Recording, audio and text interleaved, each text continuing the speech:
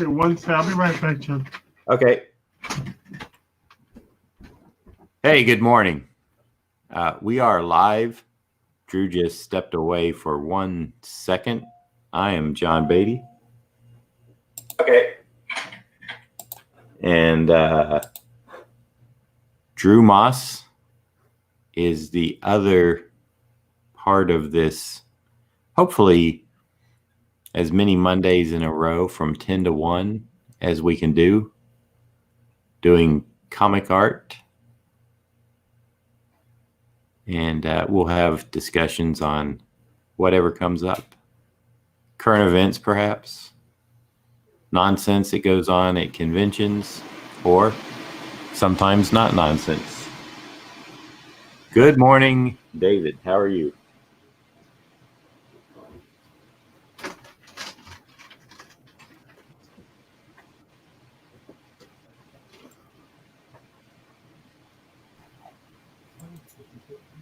So it'll be interesting as people filter in to see how many we get.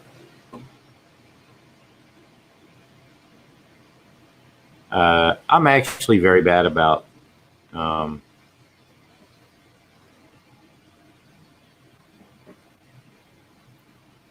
hitting social media, so I think I will, while people filter in, I am going to I'm going to repost this on on YouTube. Yeah, right.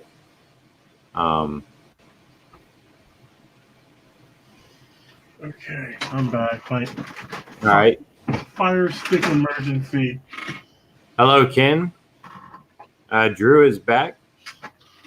My son was trying to watch something on the fire stick and it wasn't working, so he was freaking out.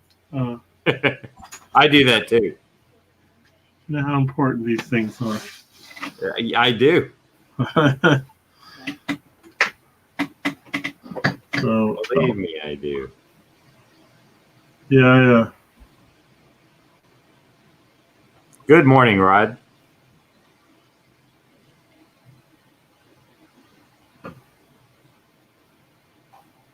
There we go. I think we have. I think Ron's going to come in and kind of host. So I'm just.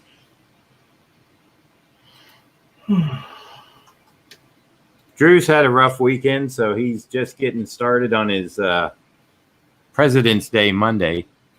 Yeah, I did my taxes too yesterday. I paid someone still to do mine. It's too complicated. Oh, it took all day. But see, I mean, there's all these new little laws every year that they keep up with, and no, there's things you can't claim anymore that you used to be able to claim. Yeah. Yep. And sometimes what you can claim is like grossly reduced. Yeah. It goes down almost every year. There is Mike Cross, the winner of the sketch cover. Congratulations, Mike. Hello, Escargot. And I see Ron is in the waiting room. Let's see. Let's get us the layout that. All right. StreamYard needs better layouts. They need a hosting where somebody can only come in as a voice, as a narrator, host, whatever. So if there's I don't know, if you're having a debate or a discussion and you just have somebody asking questions like we do here, they need to set something like that up, because they really don't have a good layout. 4 people is okay, but when you're doing artwork, it's like 2 is fine. 1 is, of course, perfect, but Drew and I kind of want to team up and do this and have some fun. So until StreamYard realizes, I think other people need to maybe, if they're in the same position, make a little noise about it. Maybe they can develop something. I can't remember if Google Hangouts had a thing where I think the best we could do is pin somebody, and I can kind of do that here. Okay, Drew's done with his first commission.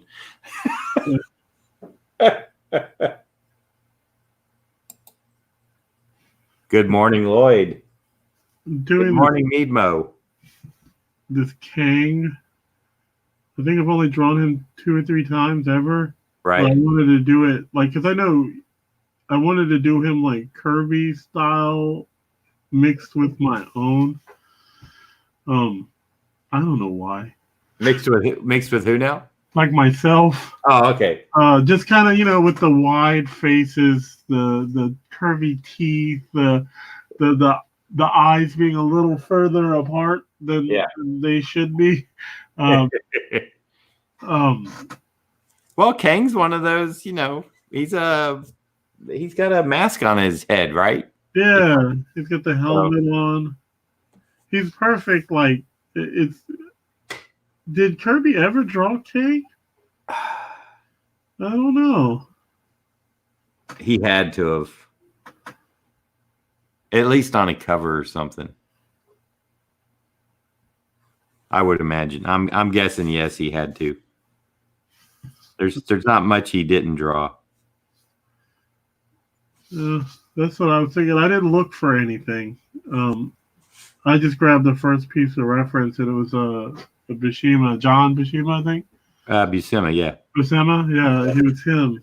Oh yeah, yeah. So it's he's one of the guys. If he drew it or Ramita Senior, or Kirby, then that's it. That's all you need. I know. That's usually when I go for a reference, I'll just put in like Jack Kirby, Captain America, or Hulk, or whatever character. Yeah, I love the Jack Kirby Hulk. I think that's my favorite one. You do a good Hulk. I change them. It's every time anybody asks, I have to ask which one. Like, do you want the Savage one that Buscema did, or do you want the Kirby? Do you want like the Keone? Do you want or do you want me just to do my own? It becomes like this thing, It becomes 20 questions? Yeah, because sometimes I draw a Hulk and they're like, nah, I'm not a big fan of the blockhead Kirby Hulk. And you're like, that sucks because I am. You know what? That to me, that's the only Hulk. I don't like the big bodybuilder Hulk with the ripped veins. Now, Del Keown draws wonderful muscles and anatomy and stuff. Yeah. I like it, but I still prefer Hulk to be like that big, thick muscled type guy. Yeah. Not too. I like Hulk, but if you're gonna give me a preference, I'm gonna go with the Kirby one. Yeah, I always do. If somebody just doesn't specify, like I said, I go right to the Kirby designs.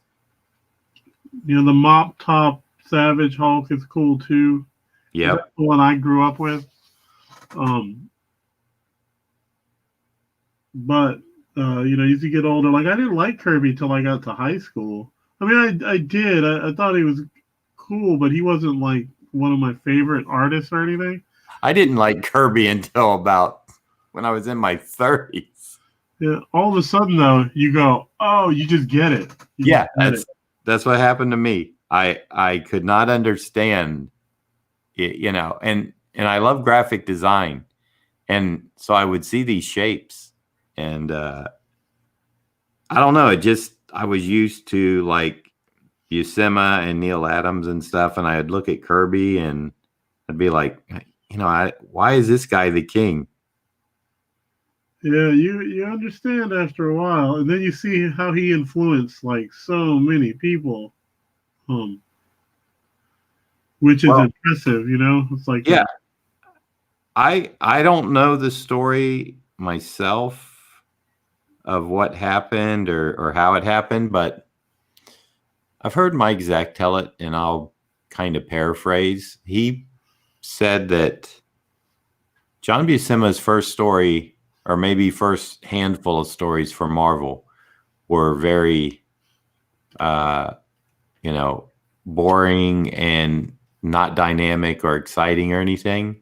Yeah. And I think the story goes that Stan Lee pulled him aside and gave him a bunch of Kirby books and said, "Look at this guy." And then, like, immediately the next job he turned in, it was like, boom, Yeah. he was just kicking it, I mean, sometimes you get that editor or person who's like, try, I think you would fit this. Like, don't copy it, but Right. be inspired by it.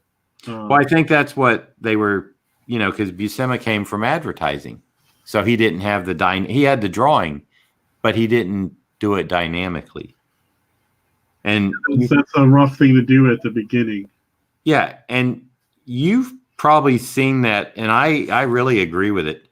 You've probably seen that meme going around on social media where they have the page from How to Draw Comics the Marvel Way, where Buscema has one page drawn very pedestrian and boring, and then they have one with, it's just two businessmen in an office having a conversation, and then the way to do it the Marvel way is all this dynamic, fist pumping and gestures, really strong, like a really somebody pointing, and it's like, I think the one on the left is the boring one, and they said, and basically the part of the meme is, that people would probably draw it like the left side of the page today instead of the right.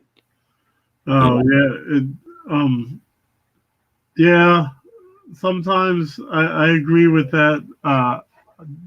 Not wholeheartedly, but yeah, probably. I mean, it's like I'm a curmudgeon about that because I think the art now is better than it ever has been. Like overall, like Right. people are so schooled and stuff, but some of it lacks that whimsy that the old stuff had. Maybe it is the unlearned, the guys who are just kind of doing what they feel, not what they know. And now it's like more like everybody like is so educated about it. Like it's um, it's a double-edged sword. Like you have to sacrifice. So it's a balance, I guess. You have to sacrifice a little to get another. Yeah, especially if you think about, when I was coming up, there was no internet. So I didn't have all these great art tutorials and stuff like that I could watch, or even art schools like that specialize in illustration and storytelling. Yeah. There's so many schools now that like they have degrees for storytelling and illustration. That I mean, it's a common thing. It's how many times have you gone to Heroes and all the SCAD kids are there?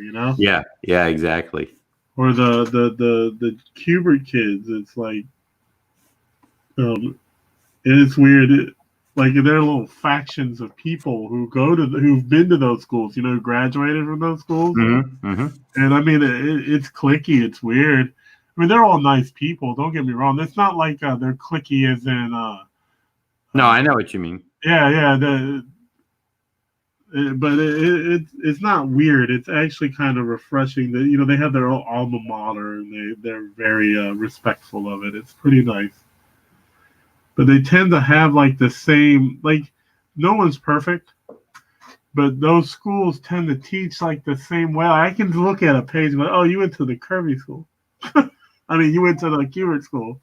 Some of them, you're just like, I can tell like the things you do. You went to the Kubert school because they teach certain things like, foreground elements that sometimes like it's really cool, but people overuse them, man. Right. So in the SCAD, I've had some like bad critiques from some SCAD kids, and it's not because they weren't good. It was like I don't know. This person threw a piece of paper on my table, like flung it at my table and said, Look at me. "Well, he was just like, well, she. It was a she. Okay. She had hung out at our table like the first 2 days at Heroes, just coming back and forth." And then she came on the third day because she was like, I'm going to show you some of my stuff. And I was like, oh, that's cool. And she threw, like, it was like a piece of typing paper. And she threw it on the table in front of me and says, what do you think?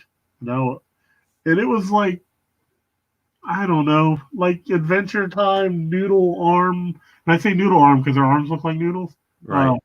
People, not, and I think they were X-Men just randomly placed everywhere. Mm-hmm. And I was like, what do I think? I think you need to go home and apologize to your parents for wasting their money. Because, like, if you want to be, this is not how you act. Right. Like, if one, you said you were going to show me your work, you don't throw a piece of typing paper on the table in pencil and be like, literally, it was just like stuff. It was one piece of paper. It was one piece of wrinkled paper with the X-Men penciled on them. Wow. And and I don't mind the style. I don't care about that. It was more her approach. And I was just like, I was like, okay, let's not even talk about your lack of portfolio. Okay. Right. Let's talk about what you're trying to say with your art. And what you're telling me is that you don't care. Like, you just don't care. There's no composition. There's no form. There's barely shapes. Like, you don't care. That's what you're telling me. And if you're going to show an editor this, then, you're going to be disappointed because, like, you're not going to get a job. So if you want the honest truth, I was like, you need to reassess. Like, I get we're in a con and it's fun, but when you say you're going to show your work, like, that's important. Like, that's not, you don't just, I mean, the way she threw it too, I can't even show it to you. It was more like, psh, here, take a look at this. And I was, it hit a nerve with me so bad. I got so angry. And I was like, I don't mean to be mean, but this is ridiculous. Like if I had done something like this, they would have probably crushed the paper and laughed at me. And, I was like, I never had the opportunity or the privilege to go to a nice school. Right. And you do, and it's like a waste, man. You're wasting it. You gotta and she was a senior. Wow. Yeah, I was like, this is not good. I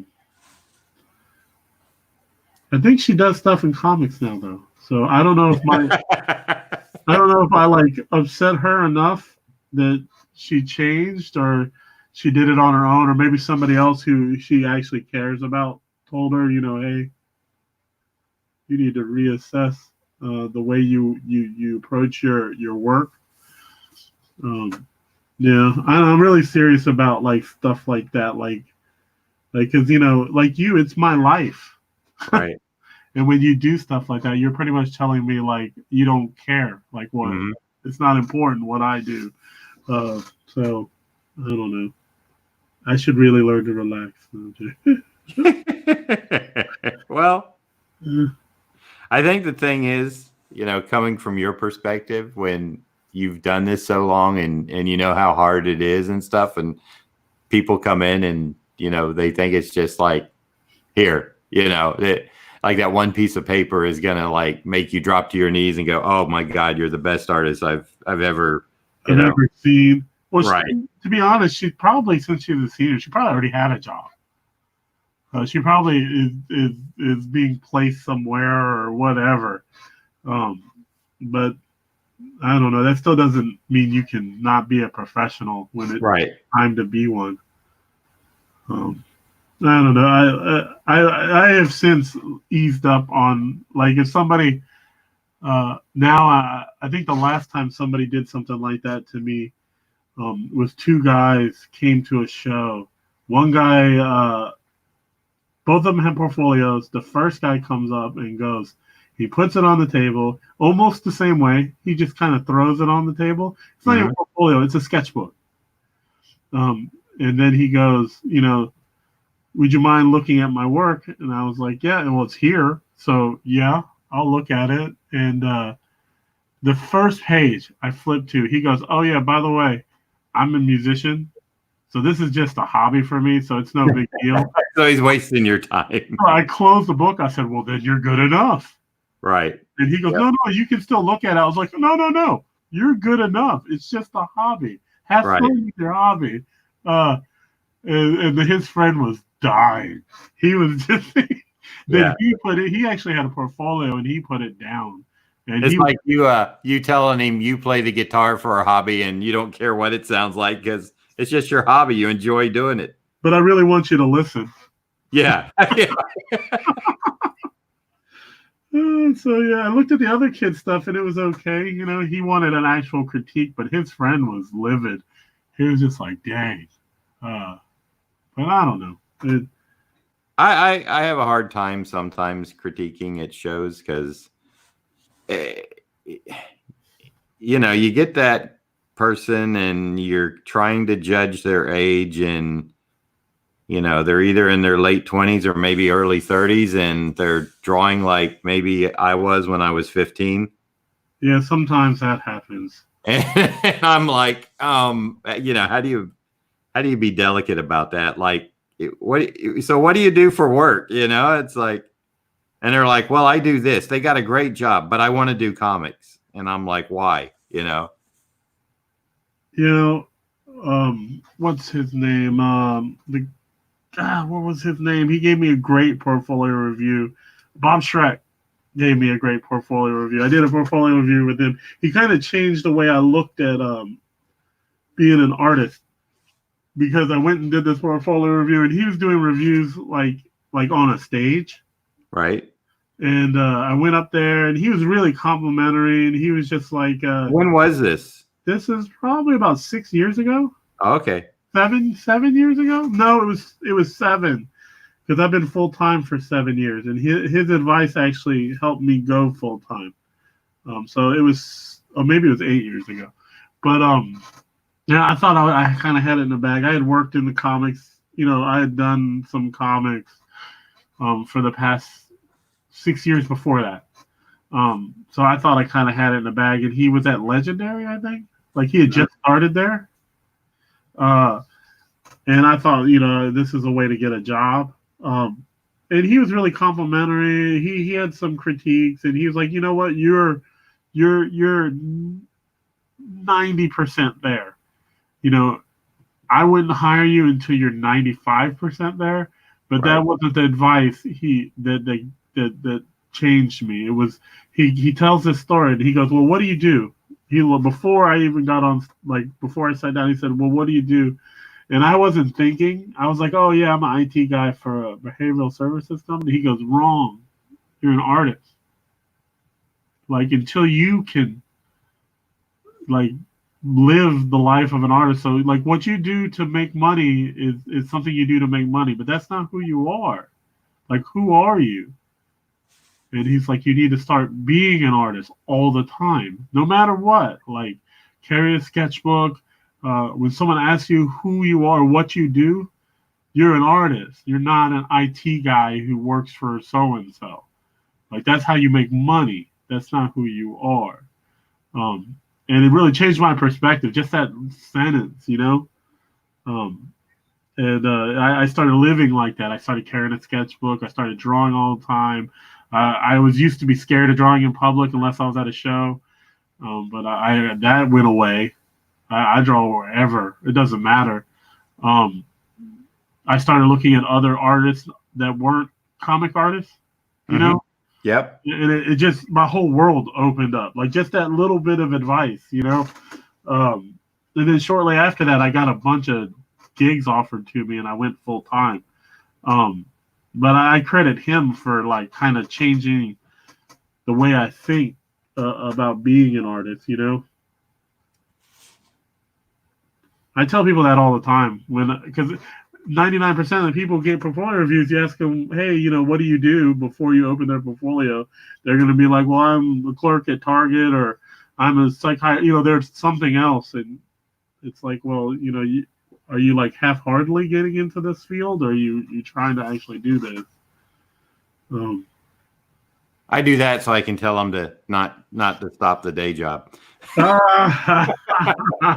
Do what you're good at. This isn't it. Well, sometimes you just got to lay that truth out there. Yeah, that's true. I heard Eric Larson destroy this guy in a portfolio review. I felt so bad for him. He was just like, he handed over these inked pages and some pencil pages. And the ink pages were over other people, and the pencil pages were his own. And he handed them to Eric, and Eric goes, and he takes this deep breath. Like, I was like, uh-oh. And he goes, do you want the truth? And he goes, yeah, I want you to be brutally honest, man. And Eric goes, all right. He goes, well, you're an okay inker. He goes, oh, you're better at inking than you are at penciling, and you're not even good at that. Wow. That's what he said. And then he goes, the guy goes, no. And he picks out like his portfolio that he had photocopied to hand to him. And he goes, don't give that to me. It's just going to end up on the floor. Like, he goes, you're not ready. Like, right.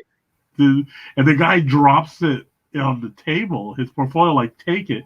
And he goes, look, man, there's no way I look at that. Like, it's not even like, he's just like, you're not ready. He's like, you need to go back and reassess what you want to do. Either you're going to have to commit yourself to the work or just stop. Go do whatever you're doing that makes you money.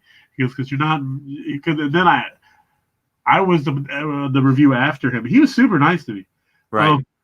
But I asked him, I was like, what was the deal with the gentleman before me?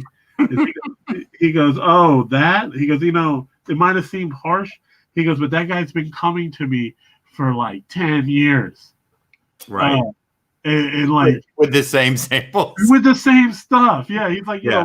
I've seen that guy before. I mean, not that guy, but I mean, you it's like the guy will bring a book and like the first 10, 12 pages, you've seen it all before. And he's like, I've got a couple more new ones in the back, because I'll say, I've seen this before. And he's like, oh, I've got like 2 new pages in the back. And it's like been a year or 2 years. Yeah, there's like, no production at all. It's like 2. You've got 2 new samples. Why isn't this book filled with like another 10 to 12 pages? And why aren't the old ones gone? Yeah, well, right, Yeah, it's I thought that guy was a huge ass. Like, I was just like, man, Eric Larson's a dick. But then when he explained it to me, I went, oh, yeah, you're right. Like, I get it. Like, because that's a waste of time for everybody. I had to wait in line because this guy wanted to show 2 new pages. Like, it was a long line, man.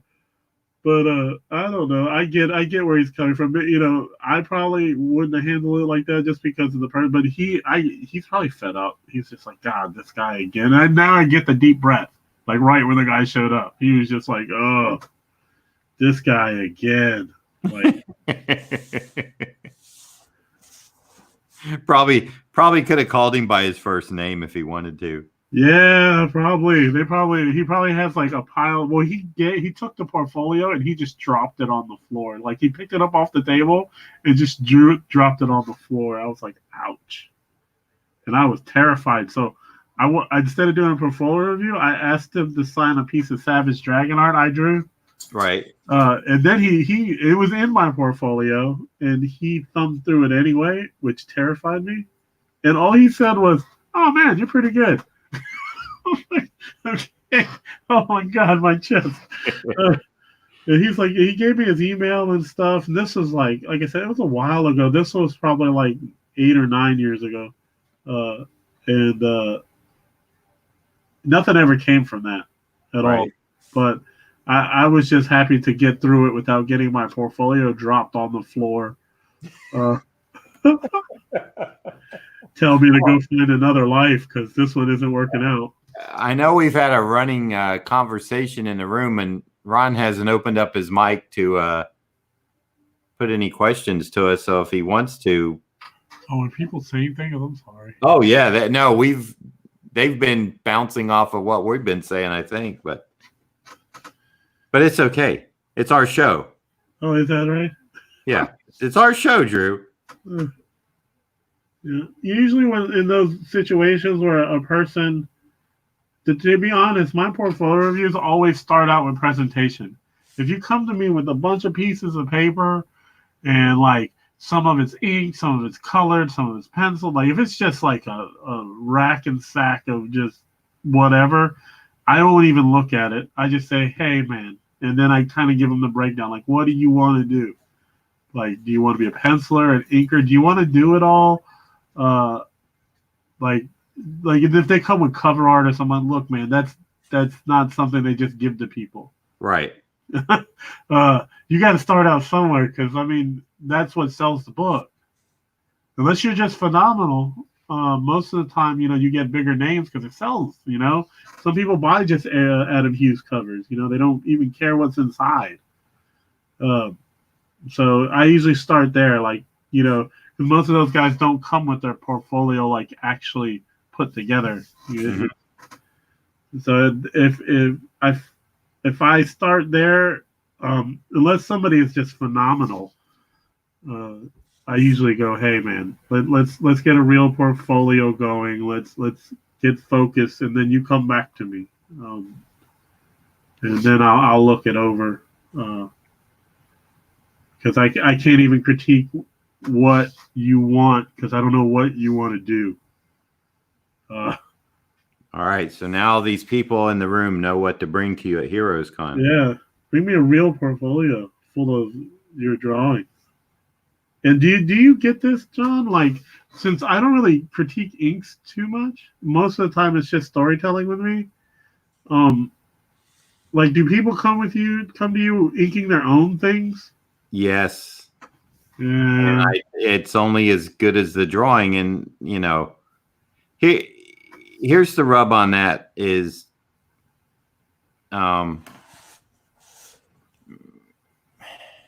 nowadays it's different, but back when I was breaking in, and back when I was even wanting to be a comic artist, I didn't set my goal to be an inker. I wanted to be a penciler. Okay. And my inking was stronger because I had better control and a brush and a pen and stuff. My drawing was but I think my rendering technique and stuff was, so you kind of get stronger pencils. That does help you. But back in that time, you were hired as an inker because they needed people that could ink to keep a schedule. And so like I said, I don't know anybody in my era, like say starting in 1980, who actually, their first goal was to be an inker. We all wanted to be pencilers, but we were basically failed pencilers who the companies would look at and go like, but you know what? You could probably be a good inker. Yeah. Now, these days, people do set out to, just be an inker. And I always, there's a bunch of people who are technicians and not artists. Right, yes. And I try to discourage that. When somebody's just inking, I'm telling them, drawing's the more important part. It gain some fundamentals, understanding of light and composition. Right. Like but as I've said, on my channel here, and probably with you on, it's like a lot of the modern pencilers today are so tight that if you have that control, you can trace those lines. You can make them look pretty. That's true. But if you don't understand, but you still have to understand, form and shape and drawing and how stuff is put together. That penciler isn't always right, Right. and he's in a rush. Like, so you're just gonna like gloss over an error, Yeah. So I try to not change, like a big chunk of stuff, but I mean, I'll make a little correction here or there as I'm inking. You think does that naturally happen, or do you think about it? Depends on how blatant the error is. Like, if somebody only has like 4 fingers, that might glare out at me depending on if it's a fist or something. I'll be like, that doesn't look right. I need to add a little, just even if it's a little knuckle over there or something. Yeah, you actually added some sweet rendering on the Captain America we did together. you got that package, right? Yeah, I already have it repackaged, but no mail till Tuesday. Right. Yeah. Yeah, I printed out the pencils and I signed both of them. Okay. And it's repackaged. It's just sitting there right now, waiting to go to the post office. But yeah, you added some cool rendering on the wings on his head. Yeah. So yeah, I was just wondering if you is that a conscious thing or just kind of happens while you're inking? You're like, just we're not even thinking about it.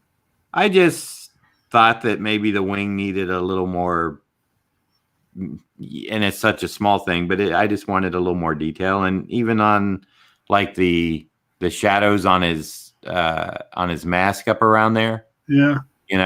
Just instead of doing like a smooth line, just give it a little feathering texture type stuff.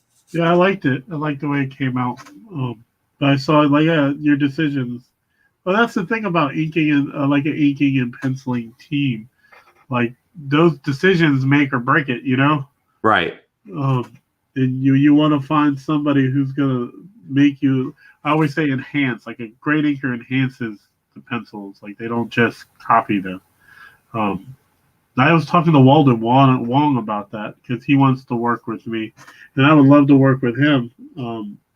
But he works. I was like, dude, you're above my pay grade. Like you do Marvel DC stuff. Like, I mean, I talk to editors there and Ricky, the talent guy, and Emily, but like nothing ever happens. So I was just like, I would love to work with you, but man, like I said, you're above my pay grade. Like until I'm doing stuff that I can afford to just do pencils. And that's what I mean by pay grade. It's like if I take like a job at Dynamite and he does the inks, then I don't make enough to live. Because my pay drops, Right. But at Marvel, their penciling rate is a lot more than I make at Dynamite if I'm just penciling. So I could do that, Mm-hmm. But that's the same thing with Carl Story. He came up to me at Heroes and asked if, like, he was just like, "Hey man, I want to work with you," and I freaked out because I love his work, man. Oh, it's so amazing. And I don't do anything that can pay us both. Like, I just don't. I wish I did, but I don't. That'd be amazing to have somebody like Carl ink my stuff or Walden. Like just seeing you ink my stuff was amazing. I was just like, God, it's so clean. It looks so good. They all stole it from me. Yeah, well, obviously. Those kids. Obviously. Of course, I stole it from other people. So. God, I look at Al Williamson's inks all the time too. Yeah, they're wonderful. He's just a great illustrator. Yeah, I studied a lot of Williamson, a lot of Frazetta. It doesn't show up a lot in my work. It more of a Joe Sennett does because it's working at Marvel. It's kind of that commercial Joe Sennett style, Yeah, I love how clean his stuff looks. It always looks kind of wet. I will say that like Captain America looks like has that. Yeah, you're right. Has that same like feel. Like it feels like kind of wet still. Uh, Zach, Mike Zeck's stuff has that quality to it as well. Like that kind of like I don't think Alan Davis does too. Right. Yeah. Has that Well, he's got Mark Farmer inking him, so yeah, Mark Farmer. Does Paul Neary ink him at all anymore? I don't think so. I think Paul Farmer. I don't even know if Mark Farmer still inks him. I think Paul might be. I mean, yeah, or Alan. I got confused there. I think he might be doing his own stuff. I don't even know if he's doing regular stuff anymore or not. I saw some X-Men stuff he had done. I think it was X-Men he had done recently. Maybe it was some DC stuff. Because anytime I see his stuff, I buy it. I don't even mess around, man. Like, I'm like, Alan Davis drew that? Oh, I'm buying that.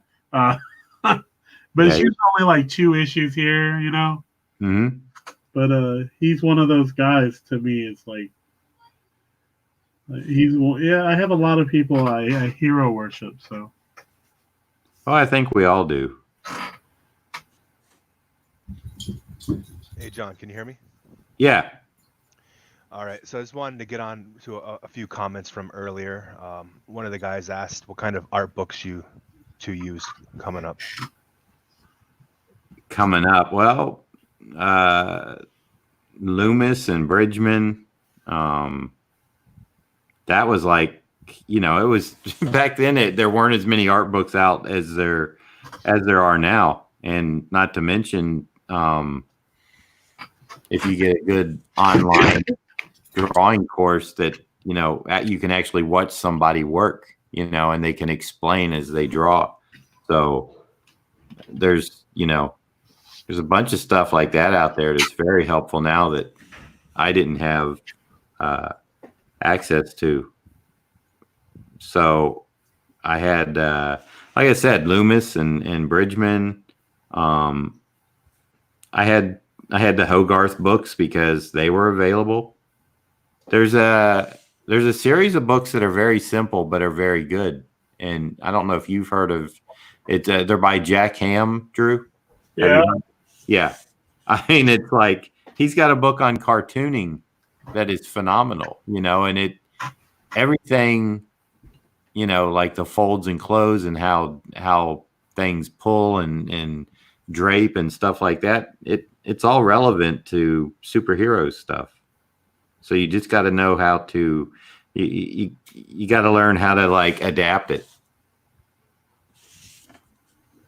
It all basically just comes from drawing, and we draw every day to get better. And, it's like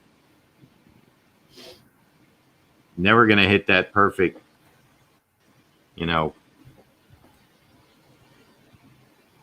that perfect piece, I think. Yeah, I was looking for a few of the books I have. I can't find one of them, but this book here is one of my favorites all time. I go to it so much. Yeah, that guy's got a great series. Yes, I haven't looked at his frame perspective or anything.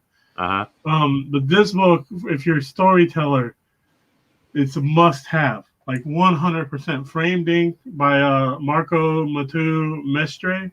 Hold on one second, Drew. I'm going to pop you up. That book right there is I mean, it's the end all be all. I mean, it is really good. I go to it constantly. Like, yeah, I was gonna say, flip through and let them see kind of inside there. There's some staging. It has like cool little things you could try. And I've only done it once professionally. There's this one thing you do, like, see, it even shows you the compositional breakdown. Yep. Of values from and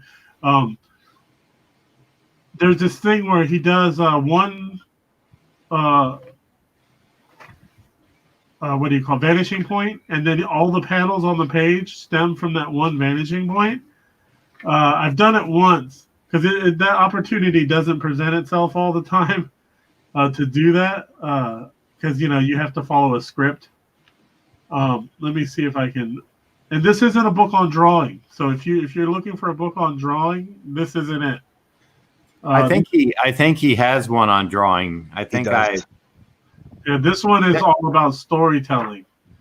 It even says that at the beginning. I think in the forward, it's like if you're expecting, like, this book isn't here to teach you how to draw. I expect you to have a basic knowledge and fundamentals of drawing before you read this. This like is because if you don't, then this book isn't for you. Like, and it's true. He doesn't teach you how to draw anything, but he's like look at that. Like, look at that. Amazing, right? Yeah. And or even this thing. Like, what is that? It says a lot. And like where your focus is, this bag here. And then this is wonderful too. If you want to learn how to draw like vehicles in different kind of environments. It has a lot of breakdowns on perspective and how to set up certain environments and yeah, it's pretty awesome. This book I don't go to quite as much because some of the stuff is like basic perspective stuff.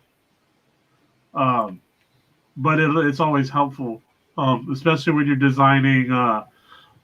Which I tend to design like ships and space stuff. Like, instead of just kind of fudging it in, you kind of make something, that you can reference back to. And there's another book called I can't find it. It's somewhere in here. But it's about storytelling. It's a textbook. It's not an actual, like, it doesn't have a narrative. It's a textbook. It's about it's actually written by a storyboard artist who worked on worked for Disney and Pixar, and it's used as a textbook. But he breaks down storytelling and using not just lines but color, like. I remember that. I can't remember the title of that book, but I know exactly the one you're talking about. Yeah, it's like 400 pages long. It's wonderful. I mean, he breaks down storytelling it's great. If I can find it, maybe next time we get on, I'll bring it out. Because I don't want to butcher the name of the book, because then you'll never find it. But I have it somewhere. I got like 6 or 7 bookshelves. So I gotta, and I used to keep all my like art books together, like the instructional stuff, the Brigmans, the Loomis stuff, the how to draw, the DC stuff, the penciling, inking, the Marvel way, and I have some cartoonist books and storytelling books. I have a book that is about using color and harmony and telling stories with color. To answer your question, there's a lot of books, man. All of them useful in their own way. But I think, John, you know that there's probably a good like dozen books that everybody kind of has.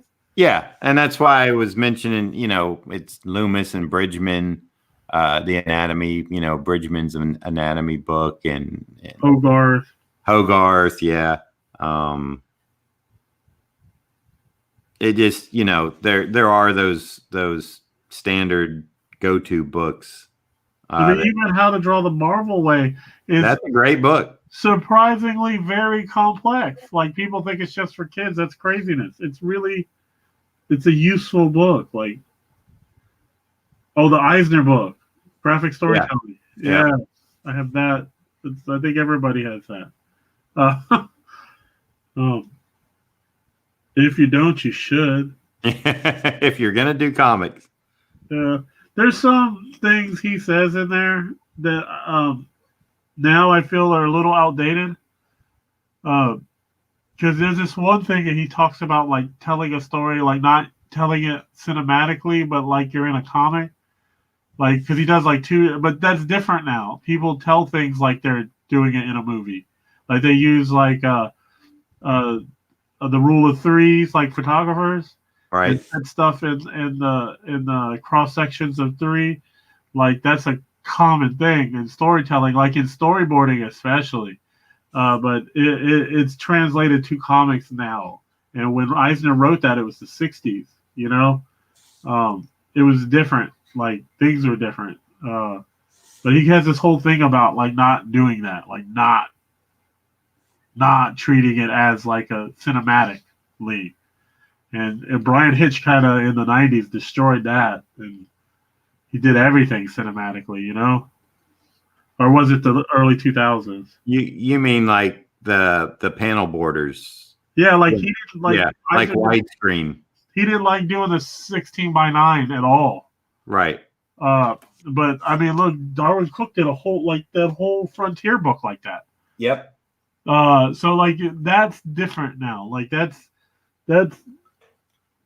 sure back then maybe not accepted because you know you had like certain like not they only use so many panel grid layouts at times. But now cinematically, I mean the 16:9 and breaking up that rectangle into thirds is, I mean, just like directing and storyboarding is something we do now. It's just a thing. You know, I get so much negative whenever I talk about that. And I try not to. People go like, I get really negative feedback about that comic. About what? But about Eisner, like just like that one thing, it's just not. It's not true anymore. It's just time. History is like, if he was alive now, I bet it'd be different. He'd be like, oh yeah, now like the way printing is, and he may have a different perspective. But when he wrote that book, it was a long time ago. You know, things sometimes change unbelievably. Well, you remember every theater, you know, that you went to, sometimes they didn't have like that aspect ratio. You know, they still had more of a square screen and 4:3. Yeah, and stuff would get chopped off, or they would have to letterbox it. That's true. Technology and like just the way people see stories changes. Like, you know, like they're used to seeing cinematic, like they instead like dynamicism is all from diagonal lines. Like you don't get dynamicism from lines that are perpendicular to the border. That's where everything drops. Like everything becomes still. And that's cool too. Like if you're looking for that pause moment in a comic, but like people mistake like dynamicism sometimes just by like putting stuff in the foreground and like somebody leaping. It's not just that. It's their angles. Like angles inject energy. So that's where your dynamicism comes from. Moving the camera below waist level. That's where, or above it. Like sometimes a word like it's dynamic. People don't really understand what that means. They just say it because it looks cool. And I think like back when I first started doing comic art, I think that happened a lot. Like people wouldn't explain what dynamic was, and people just nod their head like, "Yeah, that looks cool. that must be dynamic," you know. But there's like a reason why it is dynamic, and I know with the people I hung out with back then, no one wanted to admit they didn't know why. You know, I'm just gonna nod my head yes. I just remember when everyone would talk about how great Kirby was, and I would just sit there like, you know, with the 1,000-yard stare, like I don't get it. And then, you know, like we said, it just hit me one day. I'm looking at some Kirby, and all of a sudden, it's just like something literally like slapped me in the back of the head, and I'll tell you what Kirby I did like was the old like Boys Ranch, Simon and Kirby. Oh yeah. Kirby had these very loosey-goosey figures and the way he inked them and stuff, and I was just like, I love that stuff, and I didn't understand the new Marvel blocky shorthand. It's really blocky. Yeah, but it just, you know, it suddenly hit me one day, and I was like, eureka, you know. It's like, I understand it. I think I get it. Suddenly this stuff looks gorgeous. I was the same way, man. I just didn't get it. I was like, what Like I even go as far as like I don't like why do people like this guy? Like Yeah, no, I agree. I was high school hit and I went. I don't know what I started working in a comic shop like in the beginning of high school, and the owner there was a huge. But he actually introduced me to a lot of, like everybody in the studio, the uh, Kaluta, yep, Jeffrey Jones, and right. Wrightson, and Barry Windsor Smith. He introduced me that they even like I knew those artists individually, but I didn't realize that they were a studio in the '70s. Like they were actually called the Studio. Yep. Um, I had the book. yeah, I had the right. I still have the rights in one. It's falling apart. Um, but he also showed me the portfolios they had that they did together and stuff. Yeah. And I was like, man, these guys, like, wow. And then you're like, here's Kirby, and I'm like, why do you like that? Like, look at this is a studio, man, and you're looking at Kirby, like. But then maybe I don't know. Just like you, it clicked one day. I went, holy crap, this guy's amazing. What was I thinking? Um, he's a genius. Yep. Yeah, it's interesting to, as you get older and mature as an artist, I think you see stuff that, when you're young, you may discount. And when I was like a little kid, I used to love Kirby, and I didn't know I did. No, that's interesting. Well, I mean, because I'll show you. Actually, I can actually show you what I mean. I bought these books, right? And this is the one he did.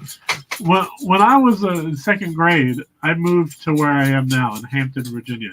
That's the Ramita right there, I think. Yeah, but inside, oh yeah, it's Kirby. All right. Yep. And when I was in the second grade, the school library had these. Like I have them all: the Spider-Man, the Hulk, the Fantastic Four. Cool. I've never seen that. Yeah, and Captain America. And then look, it has these like write-ups on them, and it's got this burn Captain America story in the back. Right. And it has like Joe Simon, Jack Kirby, Stan Lee. Look how big Stan's thing is. Of course. Simon and Kirby share this.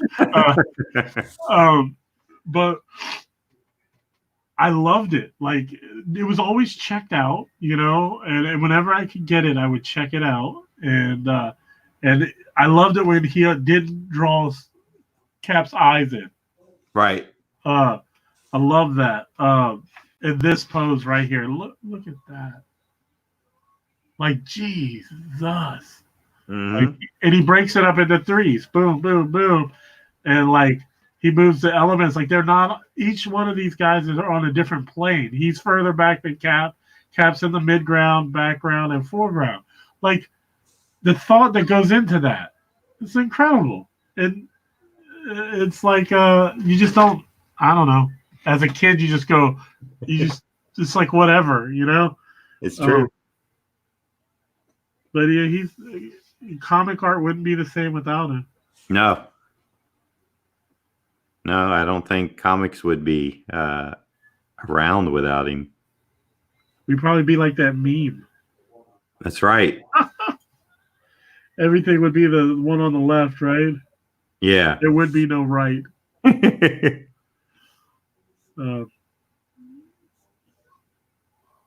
Man, this is awesome. I got one ink.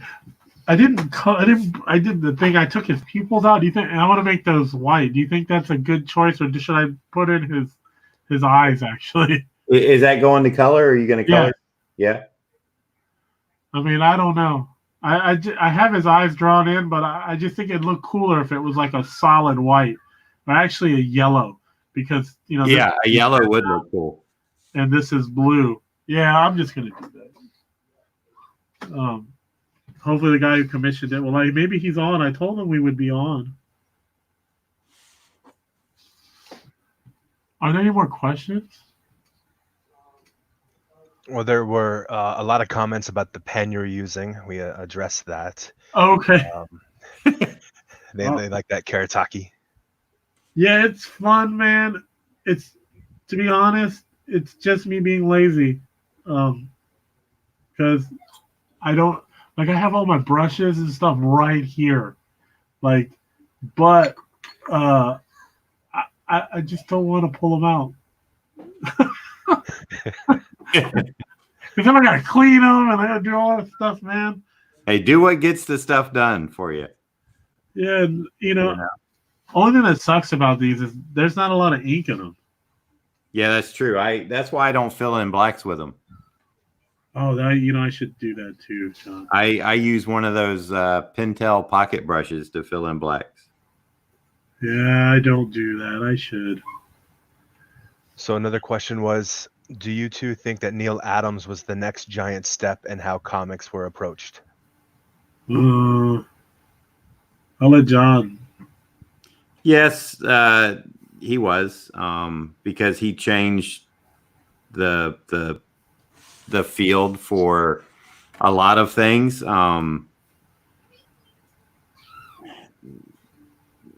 One of the things he did was, and for me, it kind of, I don't know, I have mixed feelings about it, is he put, like, he was one of the first people to kind of put realism, and I'll use that term a little bit loosely because, Neil can distort a figure and stuff and make it dynamic, but the way he rendered everything, it was just so realistically done. I mean, it's beautiful work, but it kind of took the cartooniness and the playfulness in a sense out of comics. It added a different layer of dynamicism, or what's the word? Dynamicism. Yeah, it took it to a different level, and here's the deal: people liked it. So, just like when the West Coast style started coming in, and I'm sitting there going like, what are these people? They got like a little tiny 1-inch head, and it's rendered to death with all this cross hatching that looks like they're stitched up, but the fans love it. And, I think that style is still popular today. People still get work doing, I guess you can call it the image style now. But the market right now is kind of opened up for a lot of different styles, which I do like. It's not kind of drilled down into any one style. It's very open, as long as your style, number one, is sellable. You have to have something that you can sell, and you also have to, and believe me, for the life of me, I have my own personal taste. I know what I like. It's just really weird when, thousands of people can gravitate to one particular person. I wish I could figure out what that secret sauce is, but can't. So don't try. I just do what I do, and hopefully people still like it. I'm trying to get closer. Yeah, Neil Adams. I'm never a big Neil Adams fan, but I respect what he's done for the industry. Like, you're right. He pushed perspectives more than anybody at the time, I think. Like he was really doing that forced perspective stuff. Yeah. He kind of took Kirby's thing and like you said, injected realism into it. Which your everything you said was right. Like, it did change everything. I don't know if it was 100% for the good.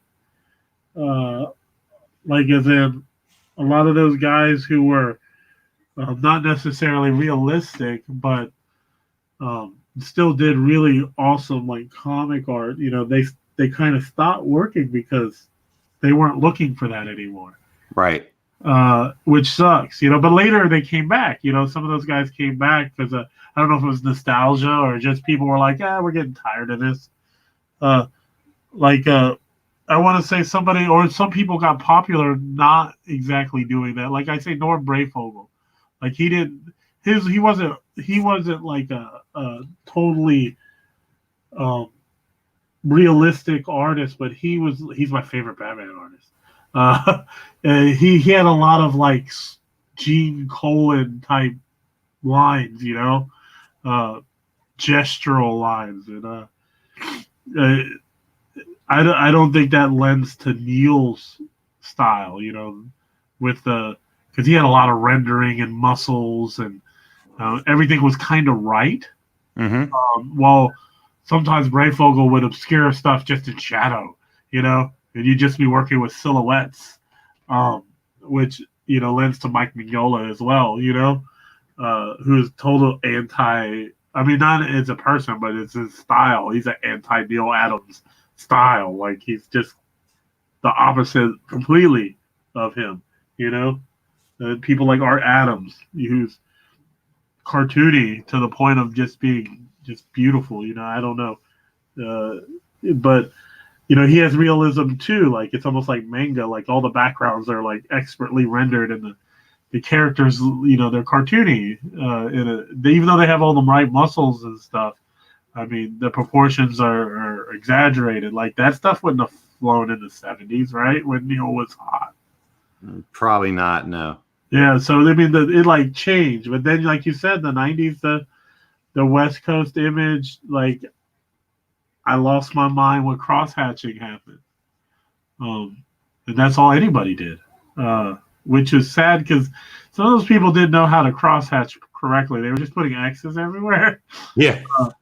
And they weren't following form or light or shape. They're just like, X's. It's just a lot of lines. Yeah, it was a lot. To the point where you want to tell somebody that crosshatching is meant to be gray, and you crosshatch so much that just black it in. Yeah, exactly. Just black it in, or just God, man. And I'm not gonna lie, I was in high school then. I loved it. When I got older, I realized. I mean, I still like it. I still like some of it. Like the people who didn't overuse it. The people who hatched correctly and did the proper use of those lines. They're still working now. That's because they weren't copying anybody. They were actually doing using the proper technique for what they were doing. They weren't just copying somebody because they did something. Most of those guys are gone. I'm not going to name names, but I think we were talking about one of them, or I was to somebody. I was like, whatever happened to that guy? He kind of worked himself out, I guess. Nice Thrasher. All right, to both of you, what is any current work you're doing now? Well, I missed that. I'm sorry. Current work. I'm working on my current work right in front of you now.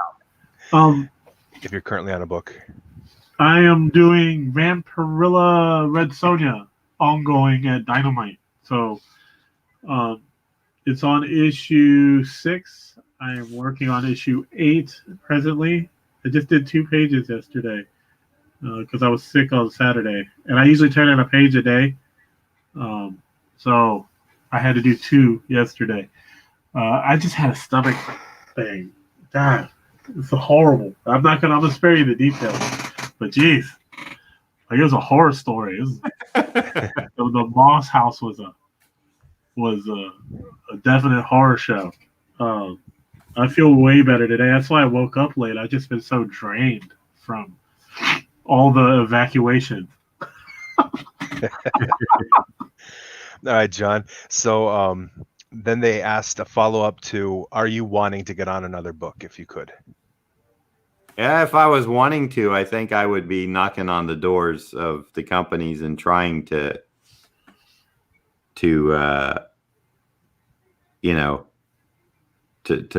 make some noise on some editor's desk or email or whatever. I'm not against it. I don't know if I could stomach being on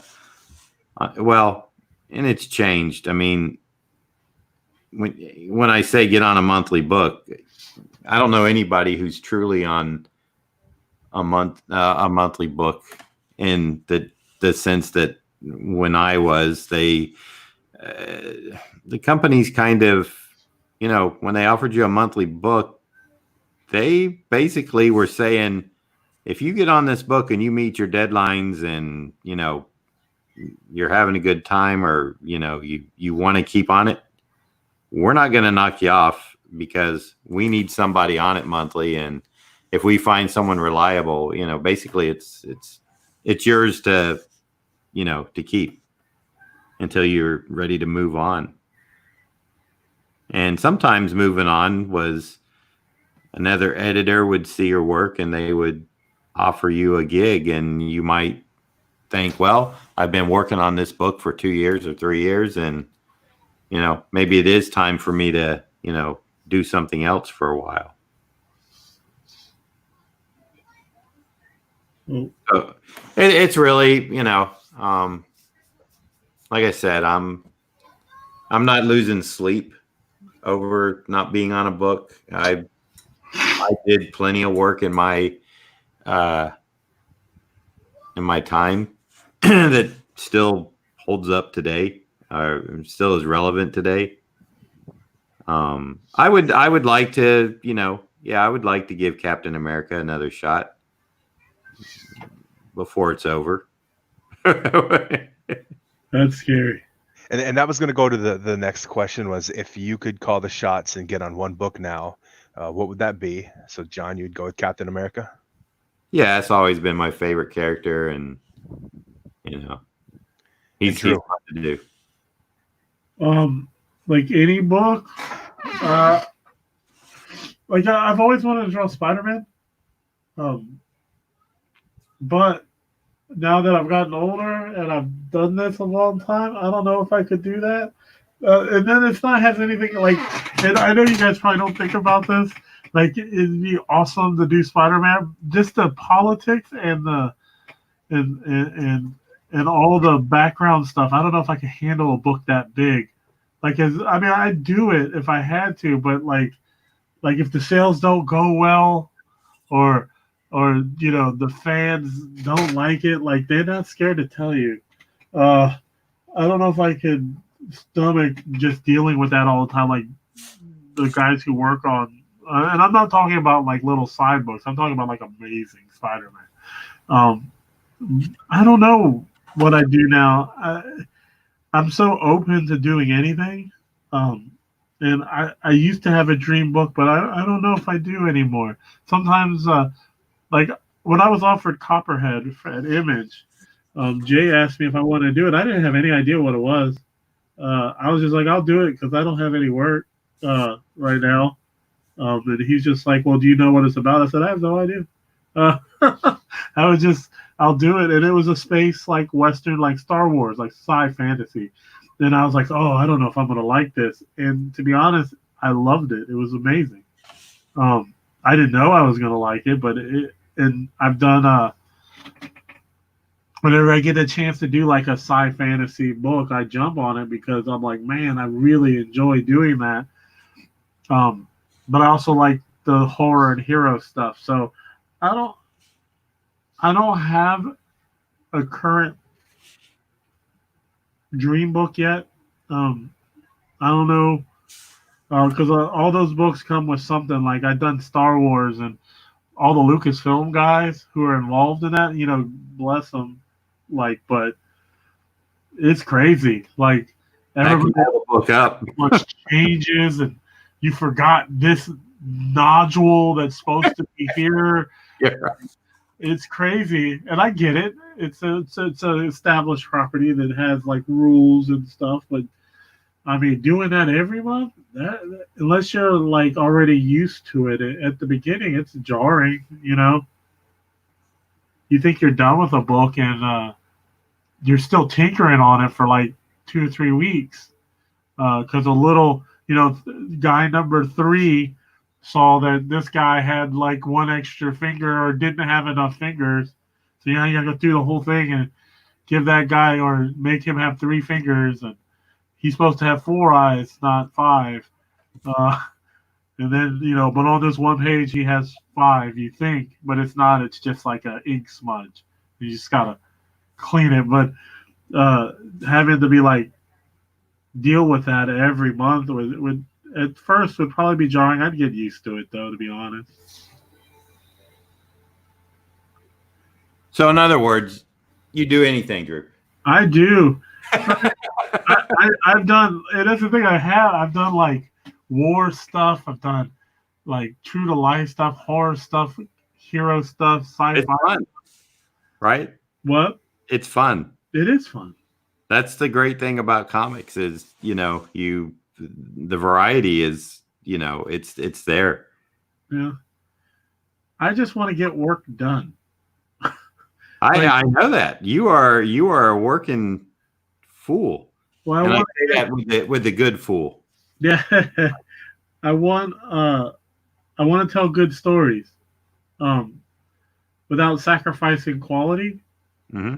Because I felt like when I first started, I just take any job that came, and quality was kind of at times not as good as it could have been. And I'm kind of trying to make up for that. And also,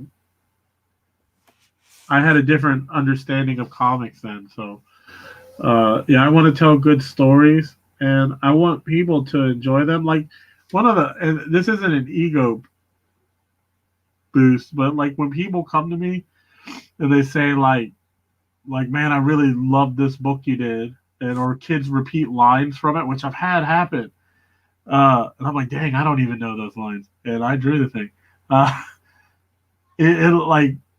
It makes me happy to know that's like me as a kid. Like there's somebody else going, I might want to do comics because of this guy, and that makes me happy inside. This kid I met when I first started doing comics. He was like 8 years old. At Heroes last year, he showed up. I hadn't seen him since he was 8.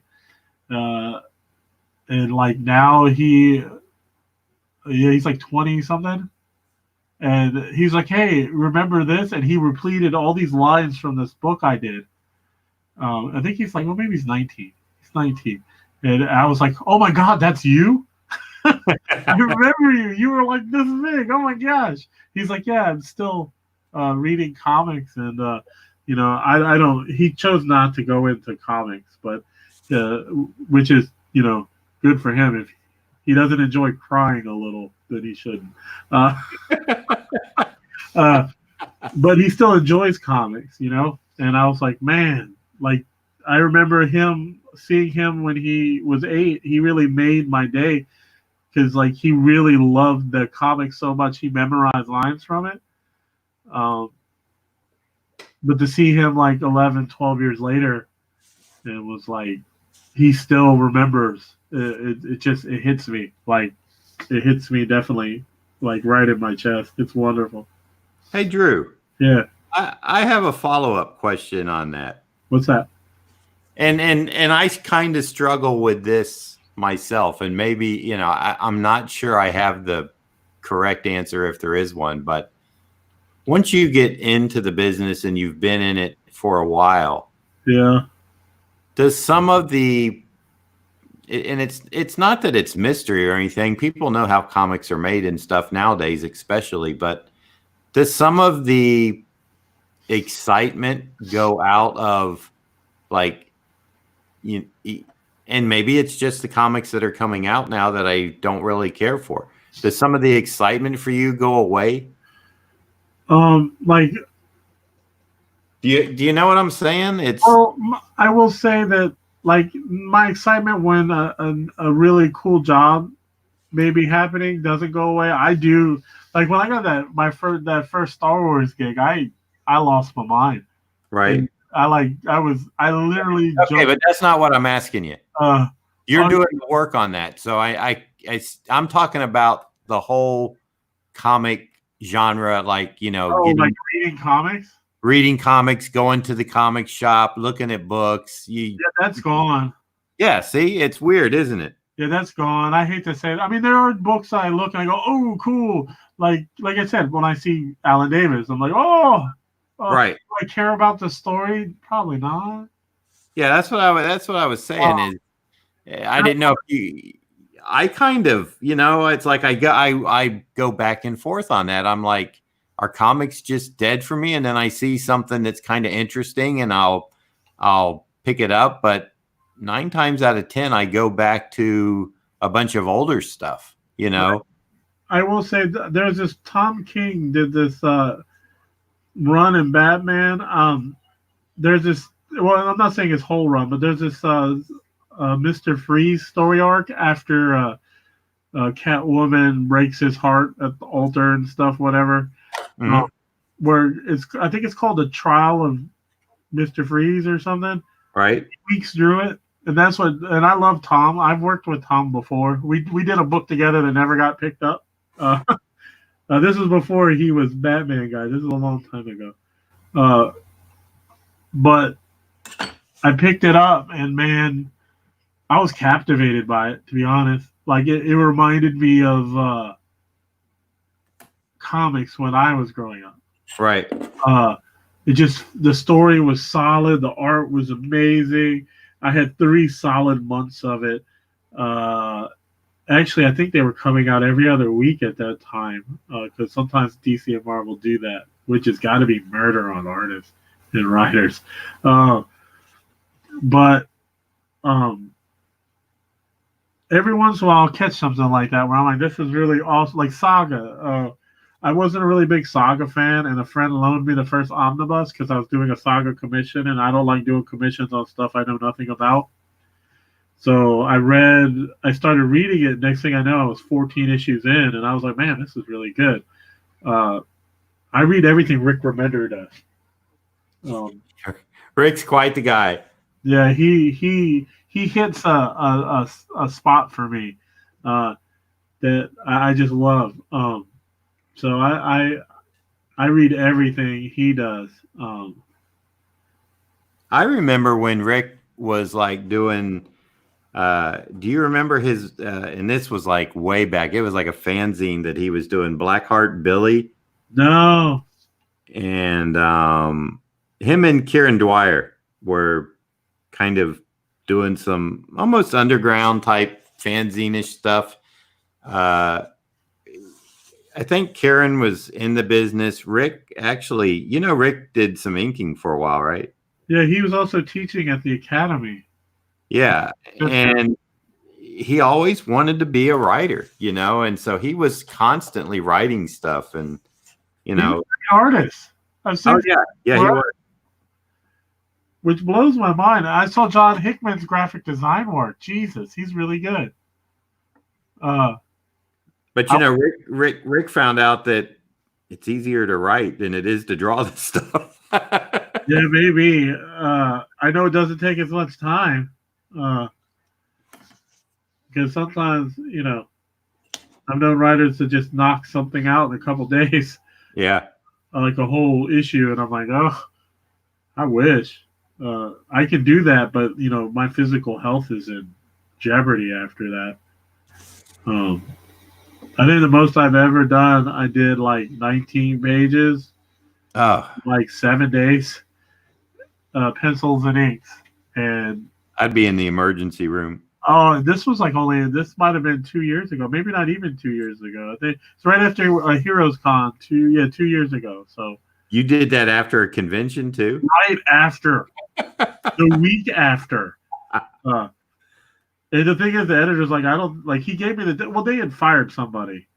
Right. They asked me to catch them up, but they're like, well, if you could do it by this date, we would be totally caught up, but we understand if you can't. And I was like, I'll get it done.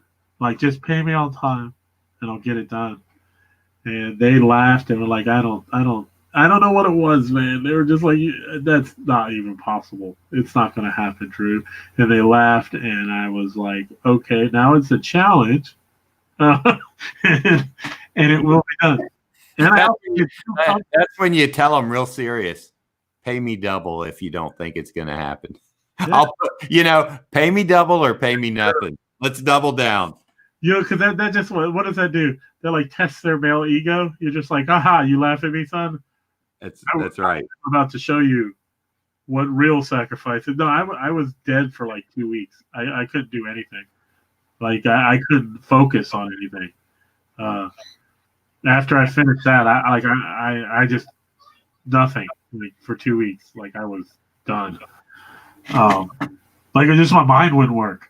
Uh, and then one day everything kind of like it was a struggle to get lines down. And then after 2 weeks, I was fine again. But Jesus, like zero sleep, man. I'm talking like no sleep. Like I would take naps. Like I'd draw for 4 hours, sleep for an Right. hour, draw for 4 hours, sleep for an hour.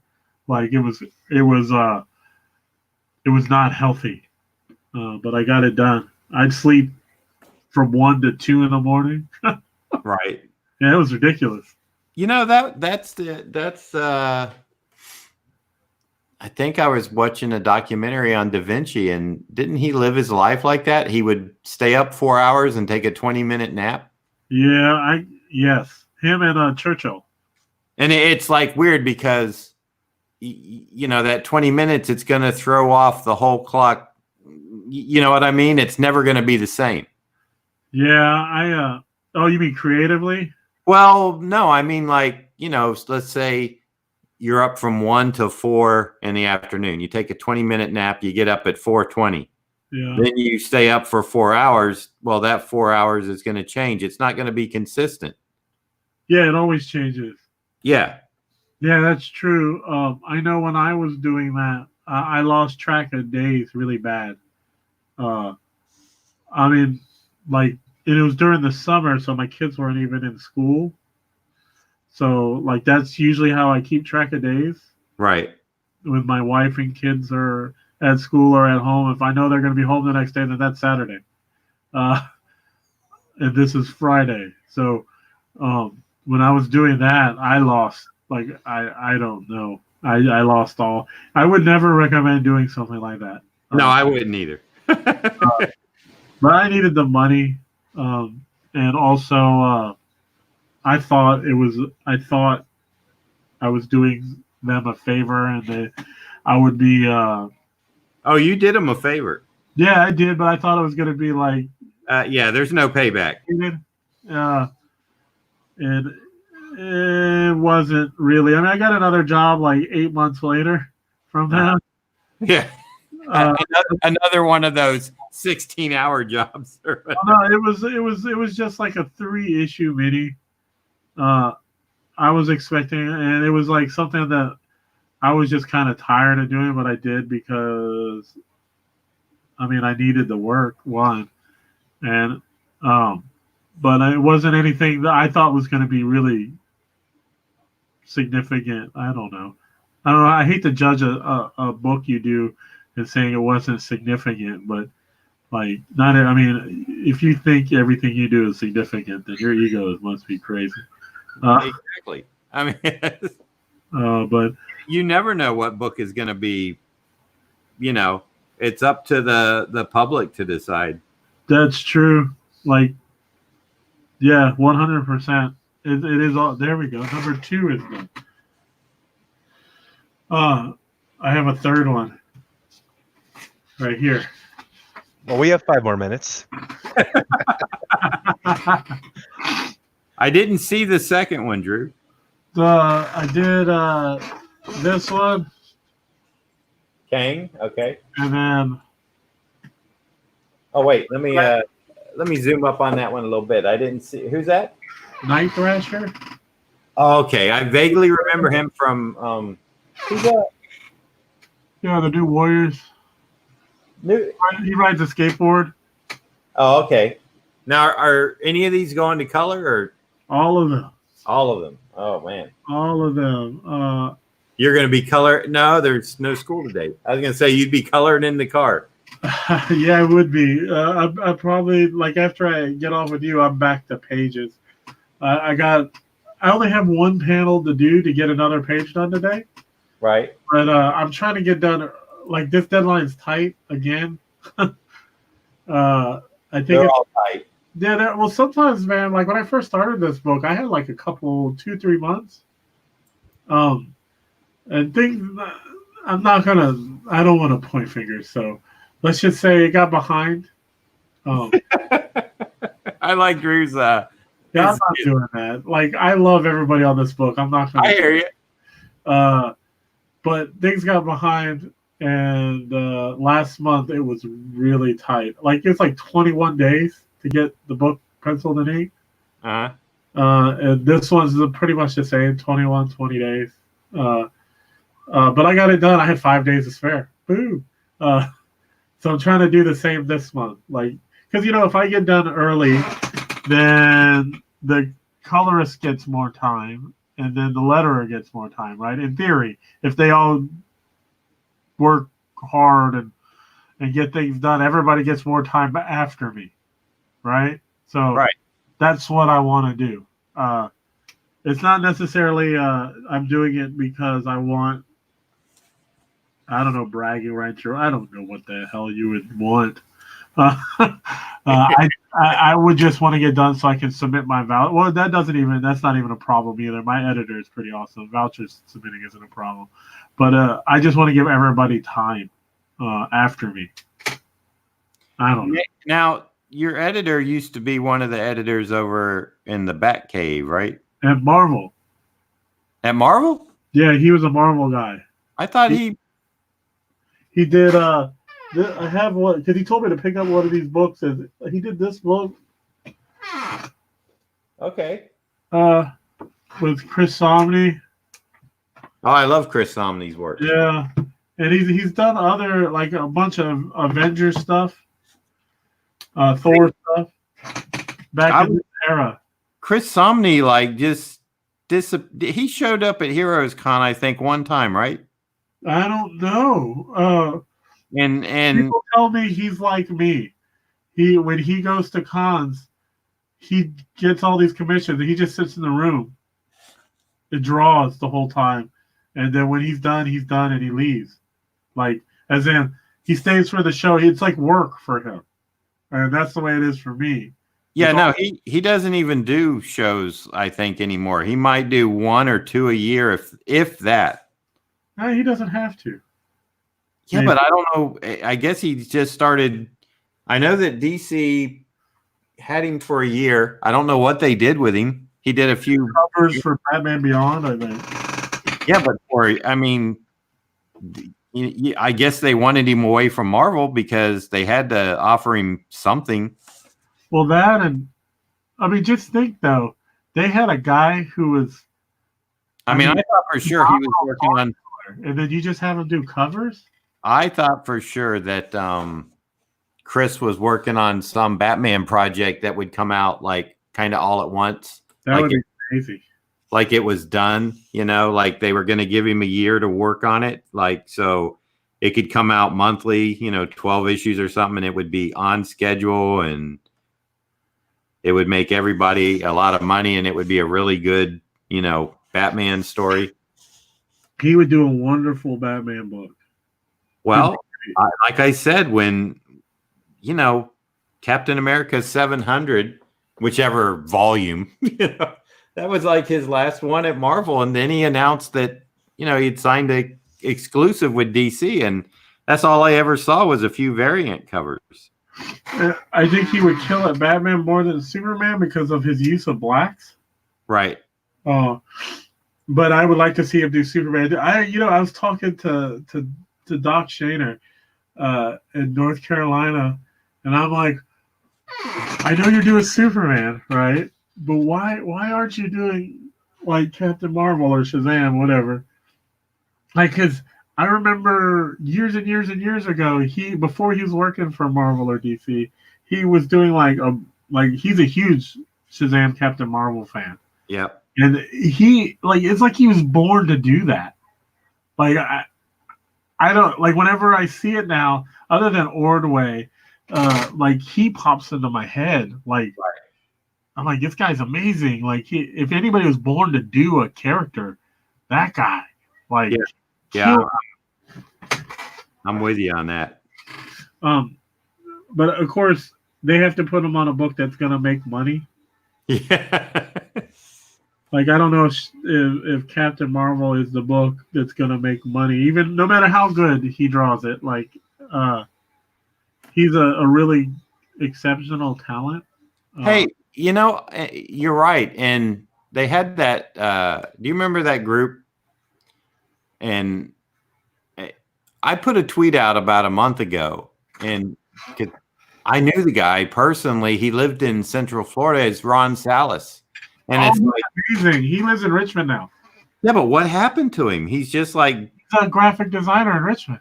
Well, I know that's what he did in Orlando, but I mean, he still dabbled in comics and would post stuff, and I talked to him about that, and he just makes too much money, man. He doesn't have to deal with all the stuff that we deal with in comics. But what I'm saying is, even when he was living in Orlando doing the same job, well, maybe not the same job, but doing stuff, it was just like the fan of him that he would still draw stuff for, I guess he really hit a better paying job now and doesn't even want to like dabble in it. Well, he's making regular money doing it too. Like it's because I talked to him because I know he quit the job in Orlando to go full time into comics, and I told him, Ron, I said, you might be in for a shock, and he goes, I gotta try it. And he's amazing. He's like one of those guys, like Doc and Somni. Like he did a heavy use of shadow, the Toth influence or Toth or whatever. But like we were hanging out because at Hampton, he's only like an hour and 30 minutes away from me. Mm-hmm. And we had breakfast, and I was just like, "Why aren't you on a regular book?" And he was just like, "Well, if you want to make money, like." Like I make money. I don't need to be on a regular book. I don't need that. Right. But I've always thought that there's a lot of us that it's not about the money so much. It's just the love of the comics so much. It's definitely not about the money. Yeah. I mean, well, you got to have money to survive, but yeah. But I mean, like you're not everybody's Robert Kirkman, right? And just making enough money to pay your bills, that's not living. I mean, I was doing. Although I've been doing it for 58 years. Yeah, I was in an IT job that paid really well, had great benefits, but I was unhappy. I wouldn't do anything else than comics or illustration. I mean, I've done storyboarding and stuff, but I'm saying in general, just lack of a better term, I love doing this. So you mentioned your IT job. When were you able to just say, you know what, I'm going to give art my full time? And if any of these questions get too personal, just say, "Oh no, I have nothing to hide." Well, I don't either. I mean, I'm an open book too. I was doing IT work. I had gotten a few job offers, from a few companies, and I was going on vacation because I had taken a vacation from my job, and we were going to Orlando, actually, to Disney World and Universal. And while I was there, I got a few offers, and I told my wife, "Well, I'm gonna have to turn some of these down because I can't do IT and all of this work." Well, was IT like a 9-to-5 job for you? Yeah. I mean, I had salary. I was a system administrator. Because the only reason I ask is a few years ago, and maybe 5 years ago, this guy I knew over in Orlando, he, on his Facebook, I saw that he was like an IT, whatever, the head of the IT department of some pharmaceutical. And I was talking to him, and he just, he said, "Yeah, I finally went and got my BA." And he goes, "So now I'm whatever, super IT guy." And he just told me what he makes now. And I was just, all I could say is, yeah, it's a lot.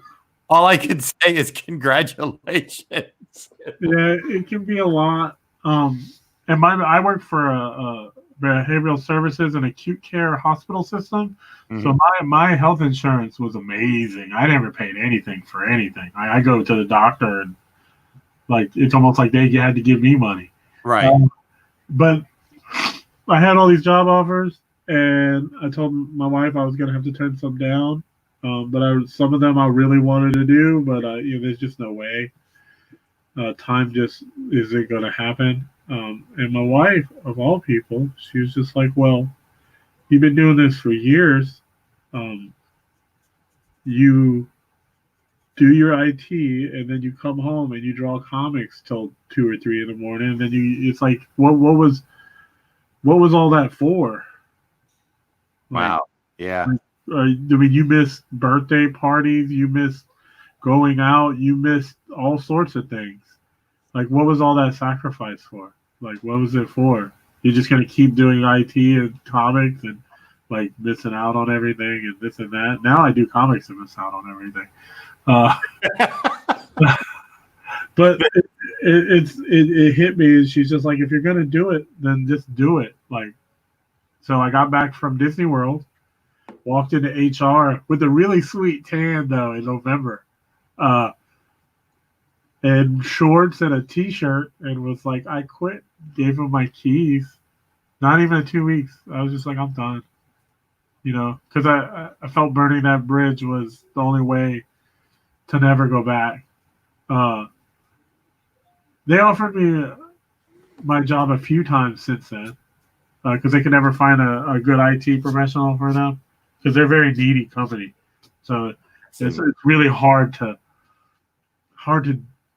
stomach.